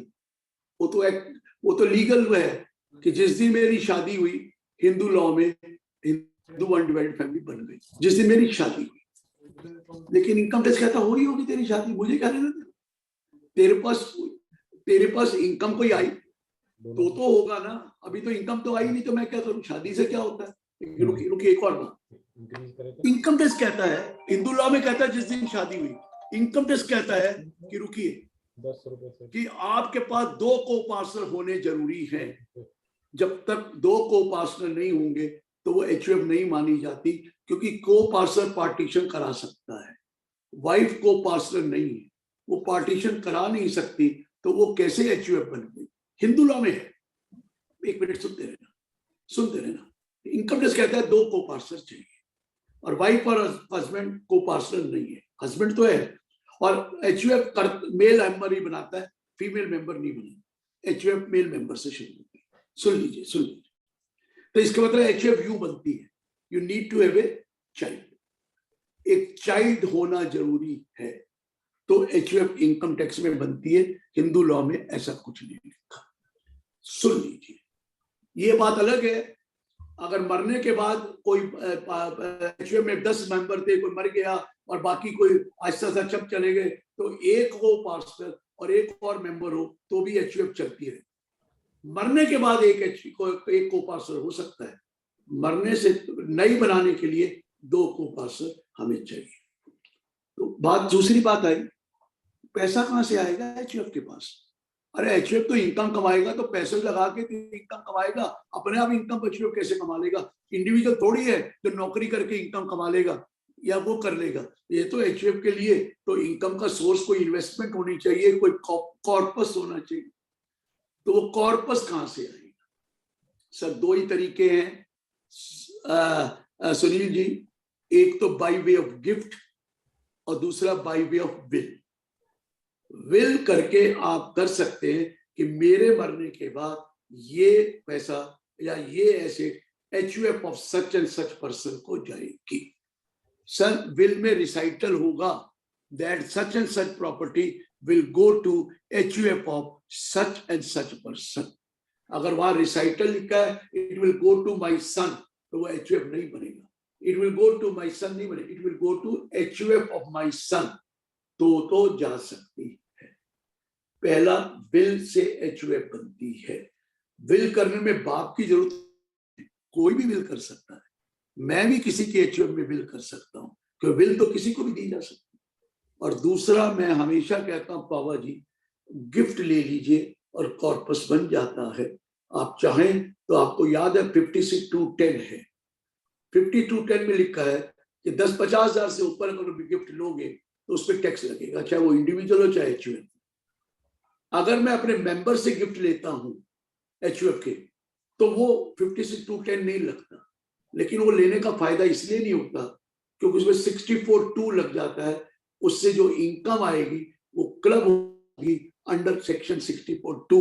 if there is a member who has transferred any asset to HUF without consideration, then the income of that asset shall be taxable in the hands of the transferer. तो इसलिए उसका नुकसान होता है। हालांकि हम उसमें भी बता देते हैं कि आप चाहो तो ले सकते हैं। सपोज पावा जी 1 करोड़ रुपया आपने अपनी गिफ्ट दे दी अपने एचयूएफ को, आप कहेंगे इसकी इनकम क्लब होनी है। मैं कहूंगा पावा जी इस 1 करोड़ की इनकम को आप टैक्स फ्री बॉन्ड्स में लगा, जिसमें 5% रिटर्न आ रही है। आप 5 लाख रुपए आया, इनकम है एग्जेम्प्ट, तो क्लबिंग में भी एग्जेम्प्ट रहेगी, कुछ नहीं होगा। लेकिन ये 5 लाख को जो फर्दर इन्वेस्ट करेंगे वो क्लब नहीं होगी। It is income which is clubbed, income on income is not clubbed. ये क्लियर हो गया? इनकम तो जरूर क्लब होगी, उस इनकम से जो फर्दर इनकम आएगी वो क्लबिंग नहीं होती है। तो ये एक तरीका है। दूसरा, आप किसी से भी गिफ्ट ले लीजिए, लिखवा लीजिए गिफ्ट में that I hereby gift is sum of rupees. Amount मैं बता रहा हूं, कम से कम 2,51,000 के ले लीजिए तो अच्छा रहेगा। आप कहेंगे क्यों? पहली बार एचयूएफ बना रहे हैं तो रिटर्न चली जाए इनकम टैक्स की तो अच्छा लगता है। 2.5 लाख माफ हो जाएगा उसमें, और 1,000 रुपए पर 50 रुपए tax plus 4% surcharge, sorry education cess 52 rupees का टैक्स जमा कराइए और आपकी एचयूएफ में पैसा आ गया। कितना आ गया? 2,51,000। 52 रुपए दे दिए, बाकी तो एचयूएफ में आ गए। एम आई राइट सर? आप चाहे तो 4,01,000 भी कर सकते हैं, क्योंकि वो 1.5 लाख रुपए को एटीसी का बेनिफिट ले लीजिए। एटीसी का बेनिफिट ले लीजिए। सर इसमें फर्स्ट 50,000 एग्जेम्प्ट नहीं होंगे गिफ्ट के केस में? नो 51,000 है तो पूरा टैक्सेबल, 50 है तो कुछ नहीं, 51 है तो पूरा taxable. Okay sir, okay. Up to 50 full, 51 taxable, कोई एग्जेम्पशन नहीं। तो 2,51,000 लीजिए, 4,01,000 ले लीजिए, 1.5 लाख रुपए का एफडीआर बनवा दीजिए 5 साल के लिए, 1.5 लाख का लाइफ इंश्योरेंस ले लीजिए। मिल गया सर? 4,01,000 भी हो सकता है सर, 4,51,000 भी हो सकता है। अगर आपको मेडिकल करानी है अपने मेंबर की और 80D में सीनियर सिटीजन की है तो 50,000 रुपए तक मेडिकल प्रीमियम भी माफ है। ठीक है ना सर? ये तरीका तो आप ढूंढ सकते हैं गिफ्ट, लेकिन गिफ्ट जेन्युइन होनी चाहिए। अगर गिफ्ट पैसे जमा करा के कराई गई है तो आपको बता दूं, वो तो फिर सेक्शन 115BBE में 78% टैक्स लग जाएगा, 78% टैक्स लग जाएगा। गिफ्ट जेन्युइन होनी चाहिए। वैसे गिफ्ट जेन्युइन कहाँ होती है? हमारी जो पता कंट्री में गिफ्ट दी थोड़ी जाती है, गिफ्ट तो ली जाती है। मैं राजेश जी को रोज कहता हूँ मुझे गिफ्ट दिलवा दो, दिलवा दो। मैं तो गिफ्ट, आजकल तो लोग गिफ्ट बिल्कुल लेना चाहते हैं और पूरा टैक्स भी देना चाहते हैं। राजेश जी आजकल कहते हैं राजेश जी के पास 10 करोड़ है, दिलवा दो, हम टैक्स दे देंगे, हम दे देंगे। अरे ये भी लोग आ गए अब तो। पहले तो डरते थे ना, अब 78% ना लगे, 30% में काम हो जाए, वो ठीक है 10 करोड़ करूंगा तो सरचार्ज लगेगा, that is a different thing. लेकिन मैं ये कह रहा हूँ गिफ्ट हमारी कंट्री में दी नहीं जाती, ली जाती है। लेकिन अगर बच्चों को गिफ्ट दे रहे हो, हम कौन मना करते? या किसी को गिफ्ट दे रहे हो उसकी एचयूएफ को, हम मना नहीं करते। अगर वो जेन्युइन है, रीजनेबल है, टैक्स दे दो ना। 2,51,000 रुपए टैक्स थोड़ी लग रहा है और आपकी एचयूएफ दे। ये क्लियर हो गया? एचयूएफ कैसे, उसका कॉर्पस कैसे आना है। बाकी तो आप लोन लो, जो मर्जी लो, कॉर्पस के लिए कुछ तो बेसिक अमाउंट चाहिए ना सर, वो आपको मिल गया, आइदर बाय वे गिफ्ट और by way of A bill, और आपकी एचयूएफ दिया। आगे बढ़े, कोई क्वेश्चन? मैं ये कह रहा हूँ एचयूएफ के बारे में हमने बहुत कुछ किया, लेकिन एचयूएफ के बारे में ये बता दूं कि अब सीए एचयूएफ का अगर करता है तो पहले कहते थे वो बिजनेस नहीं कर सकती एचयूएफ अगर सीए उस एचयूएफ का करता है, लेकिन अब इंस्टीट्यूट ने एक रिलैक्सेशन दे दी और वो है अगर सीए एचयूएफ का करता है तो एफ&ओ का बिजनेस कर सकता है, बाकी नहीं एफ&ओ का। बाकी तो इन्वेस्टमेंट तो जो मर्जी करे, एफ&ओ का बिजनेस कर सकता है इवन इफ सीए इज करता ऑफ द एचयूएफ। इस सीए को अलाउ कर दिया गया, तो ये मैंने कहा बता दें आपको। आप एचयूएफ बनाते क्यों हैं? भैया बनाने का कारण 1,95,000 रुपए का हर साल फायदा होने वाला है, इसलिए आप एचयूएफ बनाते हैं। क्योंकि जब एचयूएफ बनाते हैं तो एक सेपरेट एसएससी मिल जाता है, और सेपरेट एसएससी मिलता है तो सर पहला 2.5 लाख जब माफ हुआ तो आपने 30% पैसा टैक्स बचा लिया। अगर आपकी ऑलरेडी इनकम 10 लाख से ऊपर है तो आप कहते हैं चलो एचयूएफ बना लें, तो पहला 2.5 लाख पे 30% 75,000 टैक्स बच गया। एम आई राइट सर? दूसरे 2.5 लाख पर 5 देना है तो आपको 25% टैक्स बच गया। 25% और 2.5 लाख का 62,500 का टैक्स बचता है। 75,000 प्लस 62,500 1,37,500 का टैक्स बचा अगर आप 5 लाख तक हैं। अगर आप अगले 5 लाख का आपको 10% बचता है। 10 कैसे बचता है आपको पता ही है, 20 लगेगा 10 बचेगा तो 50,000 वहां भी बचता है, तो 187,500 हो गया। और उसमें 4% एजुकेशन टैक्स जोड़िए तो 1,95,000 हो गया अगर आप ओल्ड रिजीम में हैं। अगर नई रिजीम में हैं तो और भी बढ़ सकता है, सबको पता है। सो ओल्ड और नई रिजीम में ये चलता रहता है। एक सेकंड सर, फिर वो इंपॉर्टेंट कॉल। प्लीज सर कोई दिक्कत।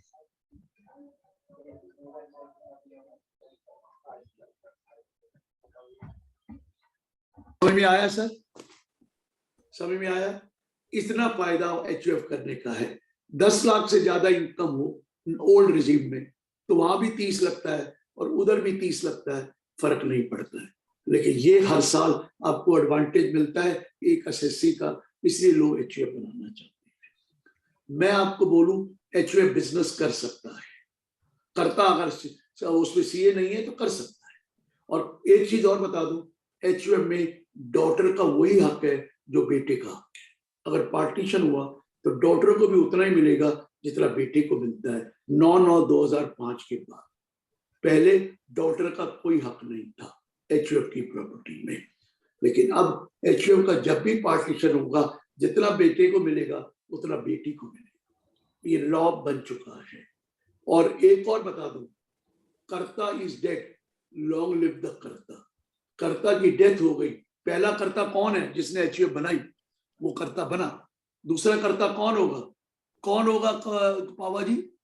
अगर कर्ता की डेथ हो जाए तो कौन बनेगा कर्ता? उसका male member, other male member. बिल्कुल मत कहना एल्डेस्ट चाइल्ड। Okay okay. वो जमाना चला गया एल्डेस्ट सन। हम लोग अभी भी मेल शॉविनिस्टिक में एल्डेस्ट चाइल्ड, डॉटर। बेटा बड़ा है तो बेटा, ये बाई कन्वेंशन है एल्डेस्ट चाइल्ड। बेटी भी बन सकती है, चाहे बेटी शादीशुदा है तो भी बाप की एचयूएफ में वो कर्ता बन सकती है, बनेगी। हाँ, सारे मेंबर डिसाइड कर लें तो कोई भी कर्ता हो सकता है अडल्ट मेंबर। वो तो एक रेजोल्यूशन पास कर लो, सारे साइन कर दें कि ये वाला कर्ता माना जाएगा। अगर वो अडल्ट है तो हमें कोई दिक्कत नहीं। लेकिन अदरवाइज बाई कन्वेंशन बाप के मरने के बाद, कर्ता के मरने के बाद एल्डेस्ट चाइल्ड जो होता है वो कर्ता होता है। एल्डेस्ट चाइल्ड बोला 9/9/2005 के बाद, पहले में एल्डेस्ट सन बोला करता था। अब एल्डेस्ट चाइल्ड होगा सन या डॉटर जो उसमें एल्डेस्ट है। क्लियर है सर? ठीक सर। तो डॉटर कैन बी ए कर्ता, और डॉटर चाहे शादीशुदा हो 9/9/2005 से पहले या बाद में, कोई फर्क नहीं पड़ता। जब भी पार्टीशन होगा डॉटर को उतना ही शेयर मिलेगा जितना उसके भाई को मिला है। तो मेरे से राजेश जी कई कहते हैं ये कौन सा लॉ बना दिया कि कहता है कि मेरी बहन जब भी पार्टीशन हुआ और मेरे फादर की डेथ हो गई, अगर मैं पार्टीशन किया तो मेरी बहन शेयर लेके जाएगी। मैं कहा लेके जाएगी, तकलीफ क्या है तेरे को? तेरी बीवी लेके भी तो आएगी। उसका भी कहा क्या है, कहता है सर रुक जाओ, बीबी एक है बहन दो है। उसका मैं कुछ नहीं कर सकता। जितनी बहनें हैं उतना शेयर उनका है। दो दो तीन है तो तीन, चार है तो चार। इसलिए मैं पहले बोल दूं, बेटी और बेटे में अब कोई फर्क नहीं, एब्सोल्युटली नो डिफरेंस। पहले वो सेल्फ एक्वायर्ड प्रॉपर्टी का होता था, एचयूएफ में भी सेम ही लॉ लगता है जो इंडिविजुअल के केस में लगता था। इसलिए हाँ जी सर, एचएफ में यदि बहन की डेथ हो गई है, मान लो, बहन के तो बच्चों को उसके बच्चे है वो। हाँ उनके बच्चों को मिलेगा। अच्छा, मतलब उसके बच्चे को पार्टनर तो नहीं होंगे, मगर को पार्टनर हो ना हो वो भी डिबेट में चल रहा है, लेकिन शेयर तो मिलेगा। अच्छा, शेयर उनको मिलेगा, बिल्कुल मिलेगा। ओके। अभी तो को पार्टनर भी कह रहे हैं कि उसके बच्चे भी को पार्टनर बनेंगे, ये तो अभी कोर्ट ने डिसाइड करना है। लेकिन लॉ में ये लिखा है, daughter of a copartner has a same right as that of सन।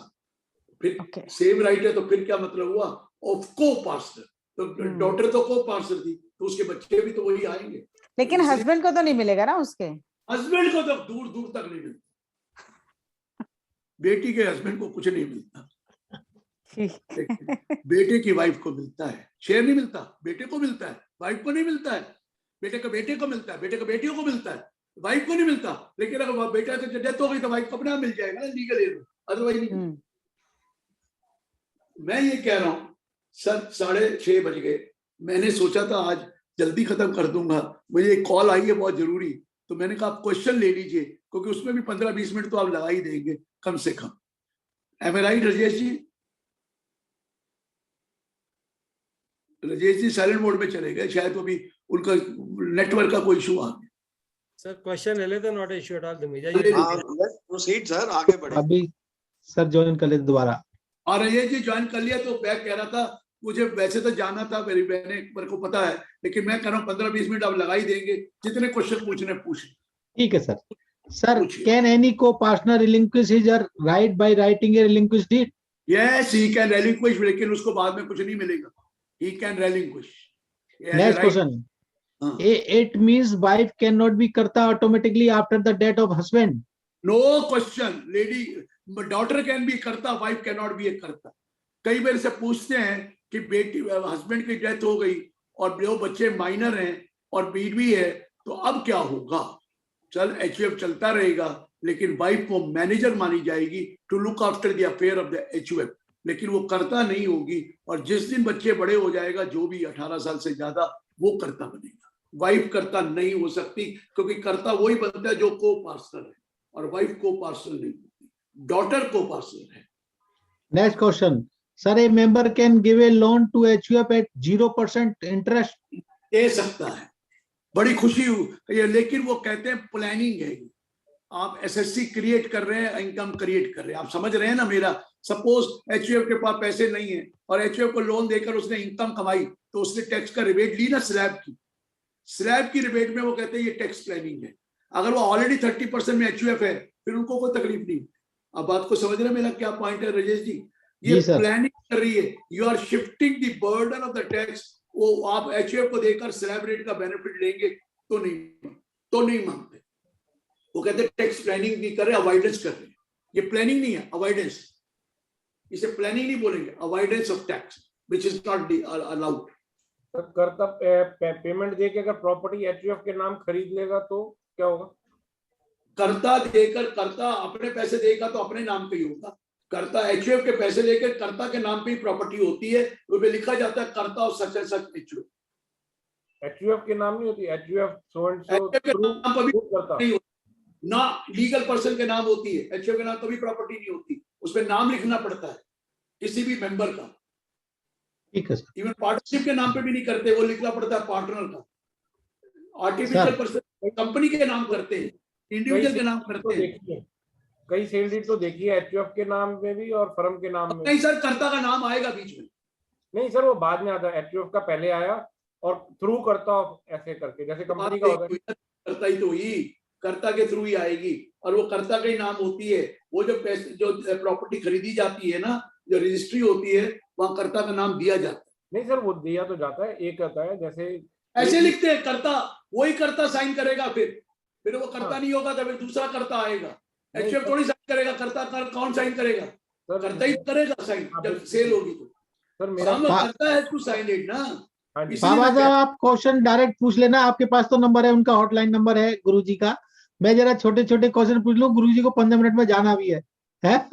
आप बाद में पूछ लेना हॉटलाइन पे। सर रेवांत बेल साहब पूछ रहे हैं, what business can CA in practice in HUF can do? मैंने कोई बिजनेस सीए करता है तो नहीं कर सकता, बाकी अगर किसी बेटा या बेटी को कर्ता बना दे तो कर ले। सीए खुद नहीं कर सकता, एक ही बिजनेस कर सकता है एफ&ओ का, बस। ठीक है। नेक्स्ट क्वेश्चन शैलेंद्र गुप्ता जी पूछ रहे हैं, in a partnership firm with 2 partners, one partner died and the legal heir of the other partner joins the firm as partnership deed. No capital assets or stock or cash is paid to any partner, whether section 98 or 45(4). इसे dissolution कहते हैं। अगर 2 ही partner हैं, चाहे आप लिख दो deed में कि लीगल एयर को लेंगे, लॉ डिसाइड कर चुका, ये डिसोल्यूशन है। हाँ, 3 पार्टनर होते और एक का डेथ हो जाते और आप कहते उसके लीगल एयर को ले लेंगे, हम कुछ नहीं करते, डिसोल्यूशन का केस है। सुखदेव जी के 2 क्वेश्चन बड़े बड़े हैं, उनको मैं छोड़ रहा हूं सर, मैं उनसे अच्छा। रिक्वेस्ट करूंगा वो डायरेक्ट गुरुजी से पूछ लेंगे। नेक्स्ट क्वेश्चन है धीरेन्द्र जी का, देना पड़ेगा उनको, हैं? वोट देना पड़ेगा उनको। आगे बोलो सर। नेक्स्ट क्वेश्चन धीरेन्द्र जी पूछ रहे हैं, can 2 individual husband and wife create 1 trust?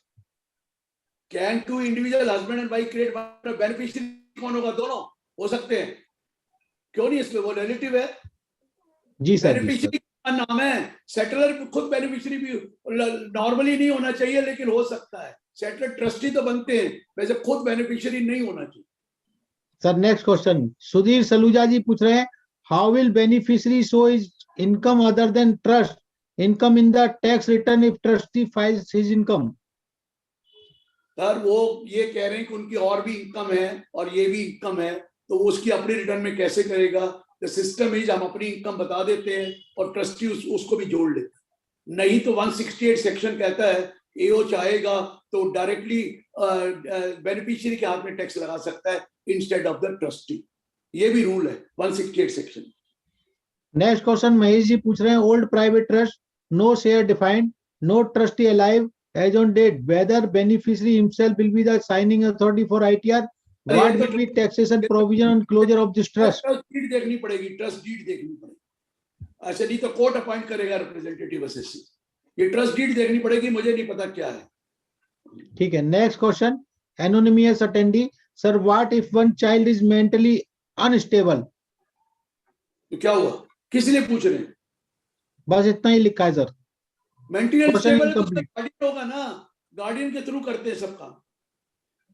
ठीक है sir.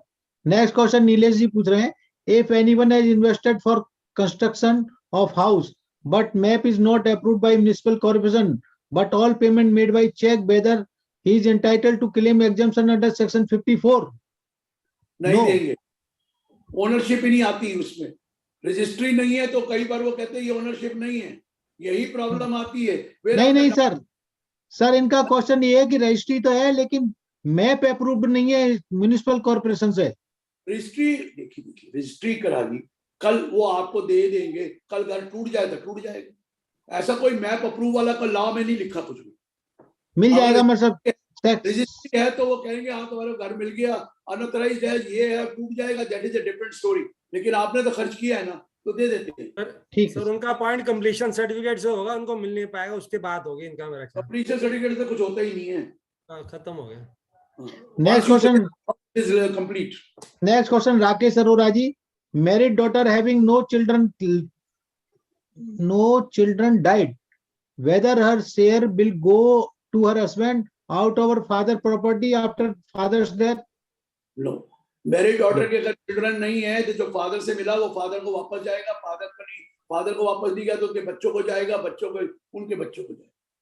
Next question Shailendra ji पूछ रहे हैं, in case daughter of male has already died and not having any children, whether the property will go to the husband? No, father को ही जाएगी। नहीं। मनीष जी पूछ रहे हैं, if will rights then it override the nominee mentioned in bank FD? देखिए nominee कुछ नहीं होते, नॉमिनी मालिक नहीं होते, ये बड़ा मिथ है। नॉमिनी ओनली ट्रस्टी होते हैं उस पैसे के लिए, मिलेगा उसको जो विल के हिसाब से है या हिंदू सक्सेशन एक्ट के हिसाब से। लेकिन हमारे यहाँ देखा गया नॉमिनी अपनी जेब में पैसा रख लेते हैं, इग्नोरेंस ऑफ लॉ है। Nominee is not the owner of that property, no, it doesn't go to him. वो तो एक ट्रस्टी है, ट्रस्ट में पैसा लिया है, वो उनका मिलेगा जिनका राइट है। नेक्स्ट क्वेश्चन सुनील जी पूछ रहे हैं sir, if will is registered and having executor, how the property shall be transferred in the name of person who got it, whether simply filing copy of will with sub registrar is sufficient or registrar shall insist for NOC of all legal heirs। मैंने आपको बताया ना, जब dispute होता है तो NOC की बातें करते हैं, नहीं तो मोटेशन करा लो। महाराष्ट्र छोड़ दीजिए, बंगाल छोड़ दीजिए, तमिलनाडु, वहां तो थोड़ा सा अमाउंट मिलता है और प्रोबेट मिल जाती है। हमारे यहाँ प्रोबेट के बहुत पैसे लगते हैं, इसलिए हमने दूसरा तरीका कहीं नहीं लिखा हुआ।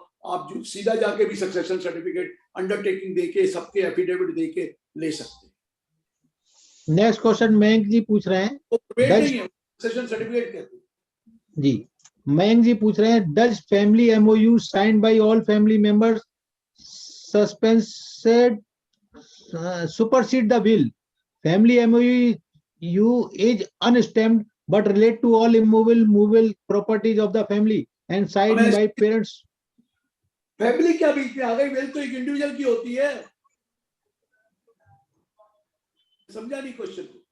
सर ये कह रहे हैं कि does family MOU signed by all family member supersede the will? Sir ये बात बेकार की बातें हैं, वो तो फैमिली सेटलमेंट की बात करते हैं। फैमिली सेटलमेंट एक अलग चीज है, और वो विल लिखी गई, वो प्रॉपर्टी उसको आ गई, वो आपस में डिसाइड कर ले तो हो जाएगी। फैमिली सेटलमेंट में तो अलाउड है। वो तो फैमिली सेटलमेंट तो मेरे नाम पे प्रॉपर्टी नहीं है, मेरे भाई के नाम पे, तो भी मैं ले सकता हूँ। वो चीजें अलग है। वो फैमिली सेटलमेंट बाद में आता है, विल चीज अलग है। तो विल तो पास ऑन हुई, उसके बाद आपने फैमिली सेटलमेंट कर लिया, कर लीजिए। फैमिली सेटलमेंट में कोई अलाउड है, सब कुछ, कोई टैक्स नहीं लगता। Next question Sunil ji, whether HUF can invest under 80C in LIC or in PPF in the name of grandson, son of son? PPF तो अलाउड ही नहीं है HUF को। HUF PPF नहीं ले सकता। LIC अपने मेंबर के लिए LIC ले सकता है, HUF मेंबर के लिए पॉलिसी ले सकता है, और ग्रैंडसन भी तो मेंबर है, पॉलिसी ले सकता है HUF, या फिर HUF FDR ले सकता है 5 साल वाली। लेकिन PF तो बंद हो गया। HUF कोई मतलब नहीं, HUF का PPF होता ही है। जिनका पुराना चल रहा है 15 साल बाद खत्म है।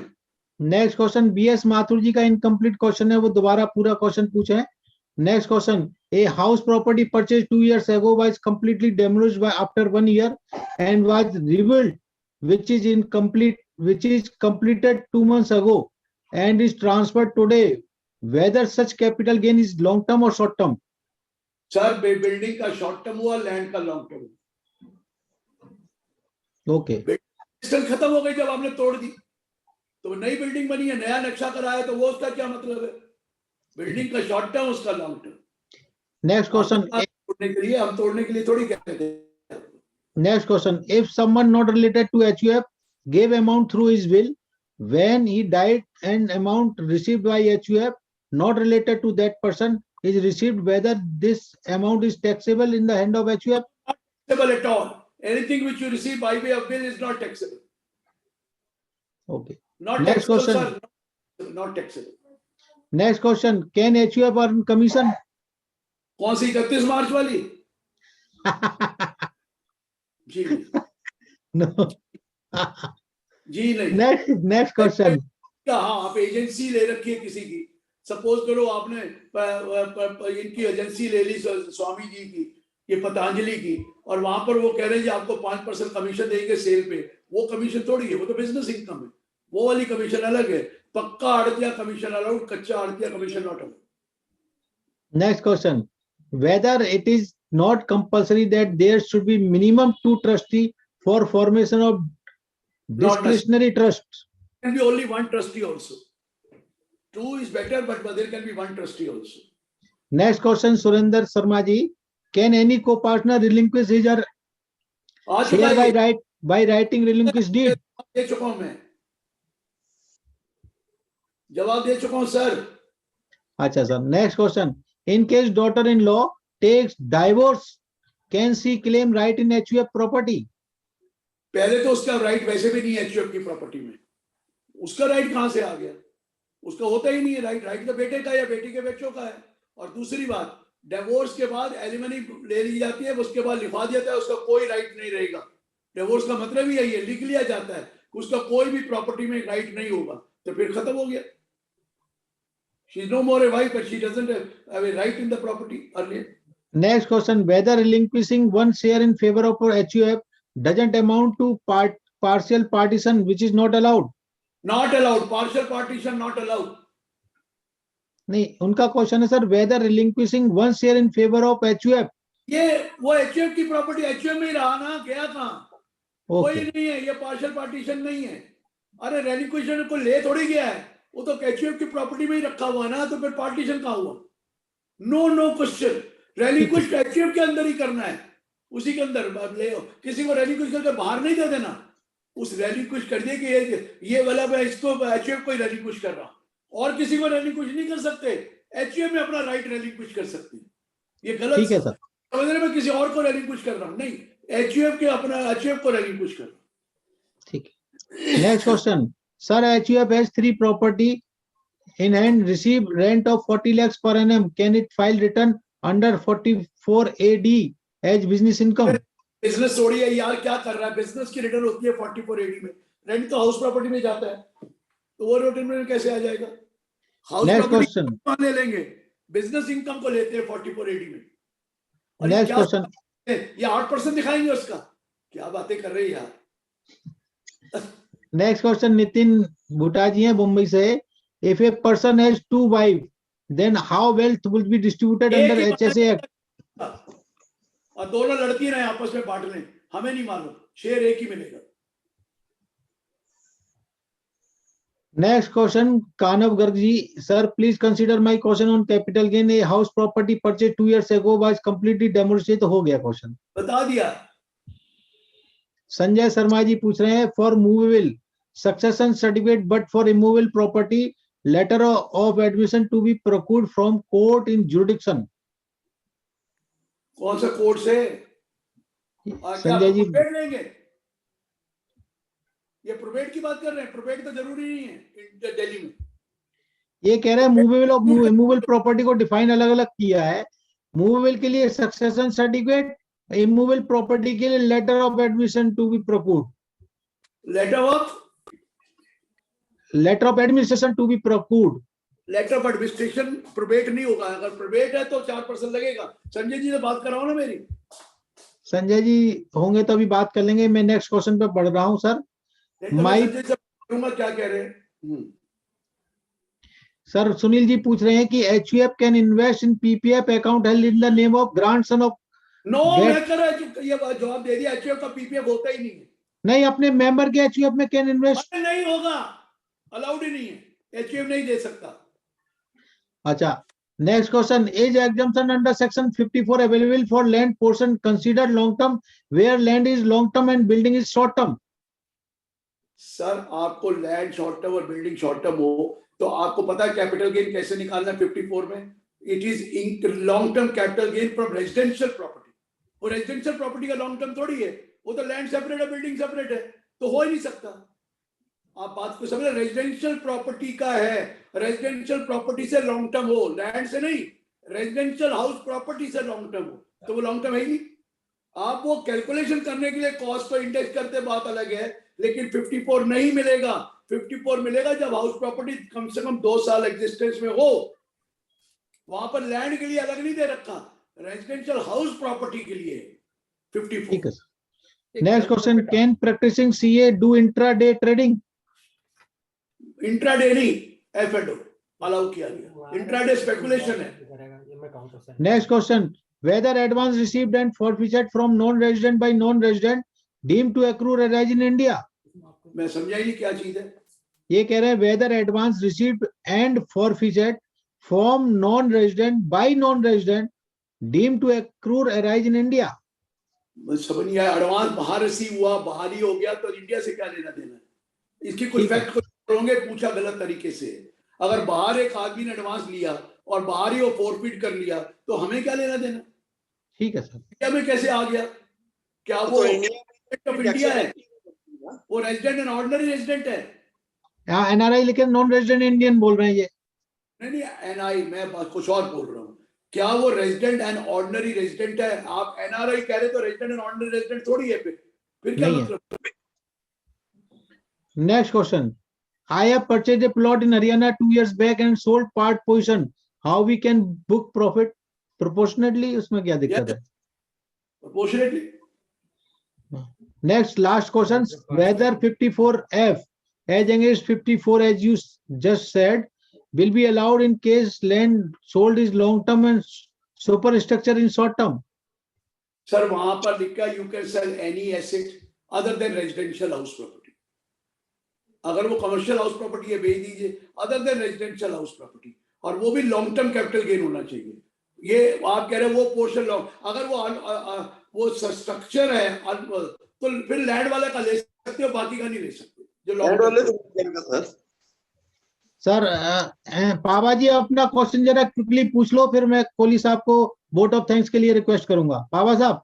सर ये जो प्रॉपर्टी वाला है, अगर किसी की कंस्ट्रक्शन कंप्लीट होती है और प्लॉट पुराना है, उसके ऊपर उसने पुराना मकान तोड़ दिया और नया मकान बनाया और फिर उसको बेच दिया, 2 साल बाद बेचे, नया बना के 2 साल बाद नया बना के उसका प्लॉट 3 साल पुराना था, तो ये प्रॉपर्टी तो लॉन्ग टर्म कैपिटल गेन होके इंडेक्सिंग लैंड की तो 3 साल की मिलेगी, प्रॉपर्टी की नहीं मिलेगी। प्रॉपर्टी की नहीं मिलेगी, पर कंसीडर तो लॉन्ग टर्म 54 वगैरह नहीं ले सकता। 54 भी तो sir long term capital asset. अरे वो long term from residential house property है, तो लॉन्ग टर्म रेजिडेंशियल से कहाँ हुआ?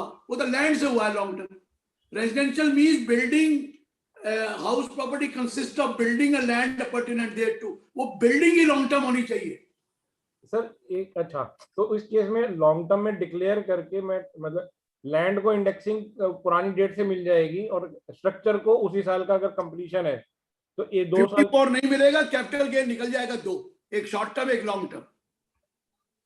अच्छा, टोटल लॉन्ग टर्म में नहीं अगर ये 2 साल पुरानी बिल्डिंग होती तो दोनों मिल जाते, फिर तो मिल ही जाता, लेकिन इंडेक्स करें उसको 3 साल का करेंगे, 2 साल का करेंगे।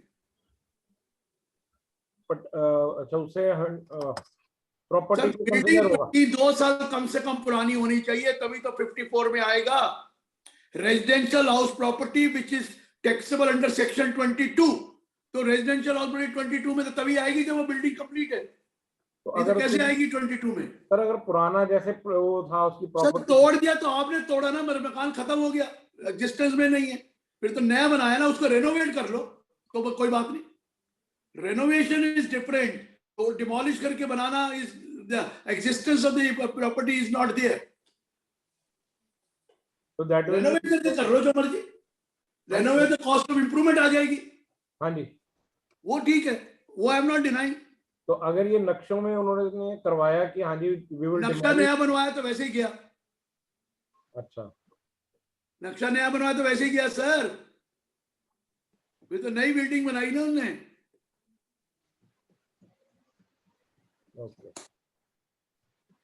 ठीक है sir, thank you sir, thank you very much, and I request quickly to Rajiv Kohli ji for a formal vote of thanks. Over to Rajiv Kohli ji. Sir ji, thank you very much for such an enlightening talk. आज की date में फेवरियन gone, आज की date में मुकेश अंबानी जी अपनी succession planning और will बना रहे हैं, बिकॉज धीरू भाई ने नहीं बनाई थी। इज द मोस्ट, वो तो जानता हूँ, लेकिन वो बीमार भी है इसलिए। हाँ सर, दोनों चीजें हैं ना, तभी तो कर रहे हैं। फिट एंड फिडल तो नहीं बनाता, but it's always advisable as suggestion पे विल जरूर बनानी चाहिए, it's the best thing. Otherwise जो हमारी सक्सेशन हो जाएगी as per Hindu succession act, तो काफी उल्टी पुल्टी चीजें हो जाती हैं। It's a very clarity.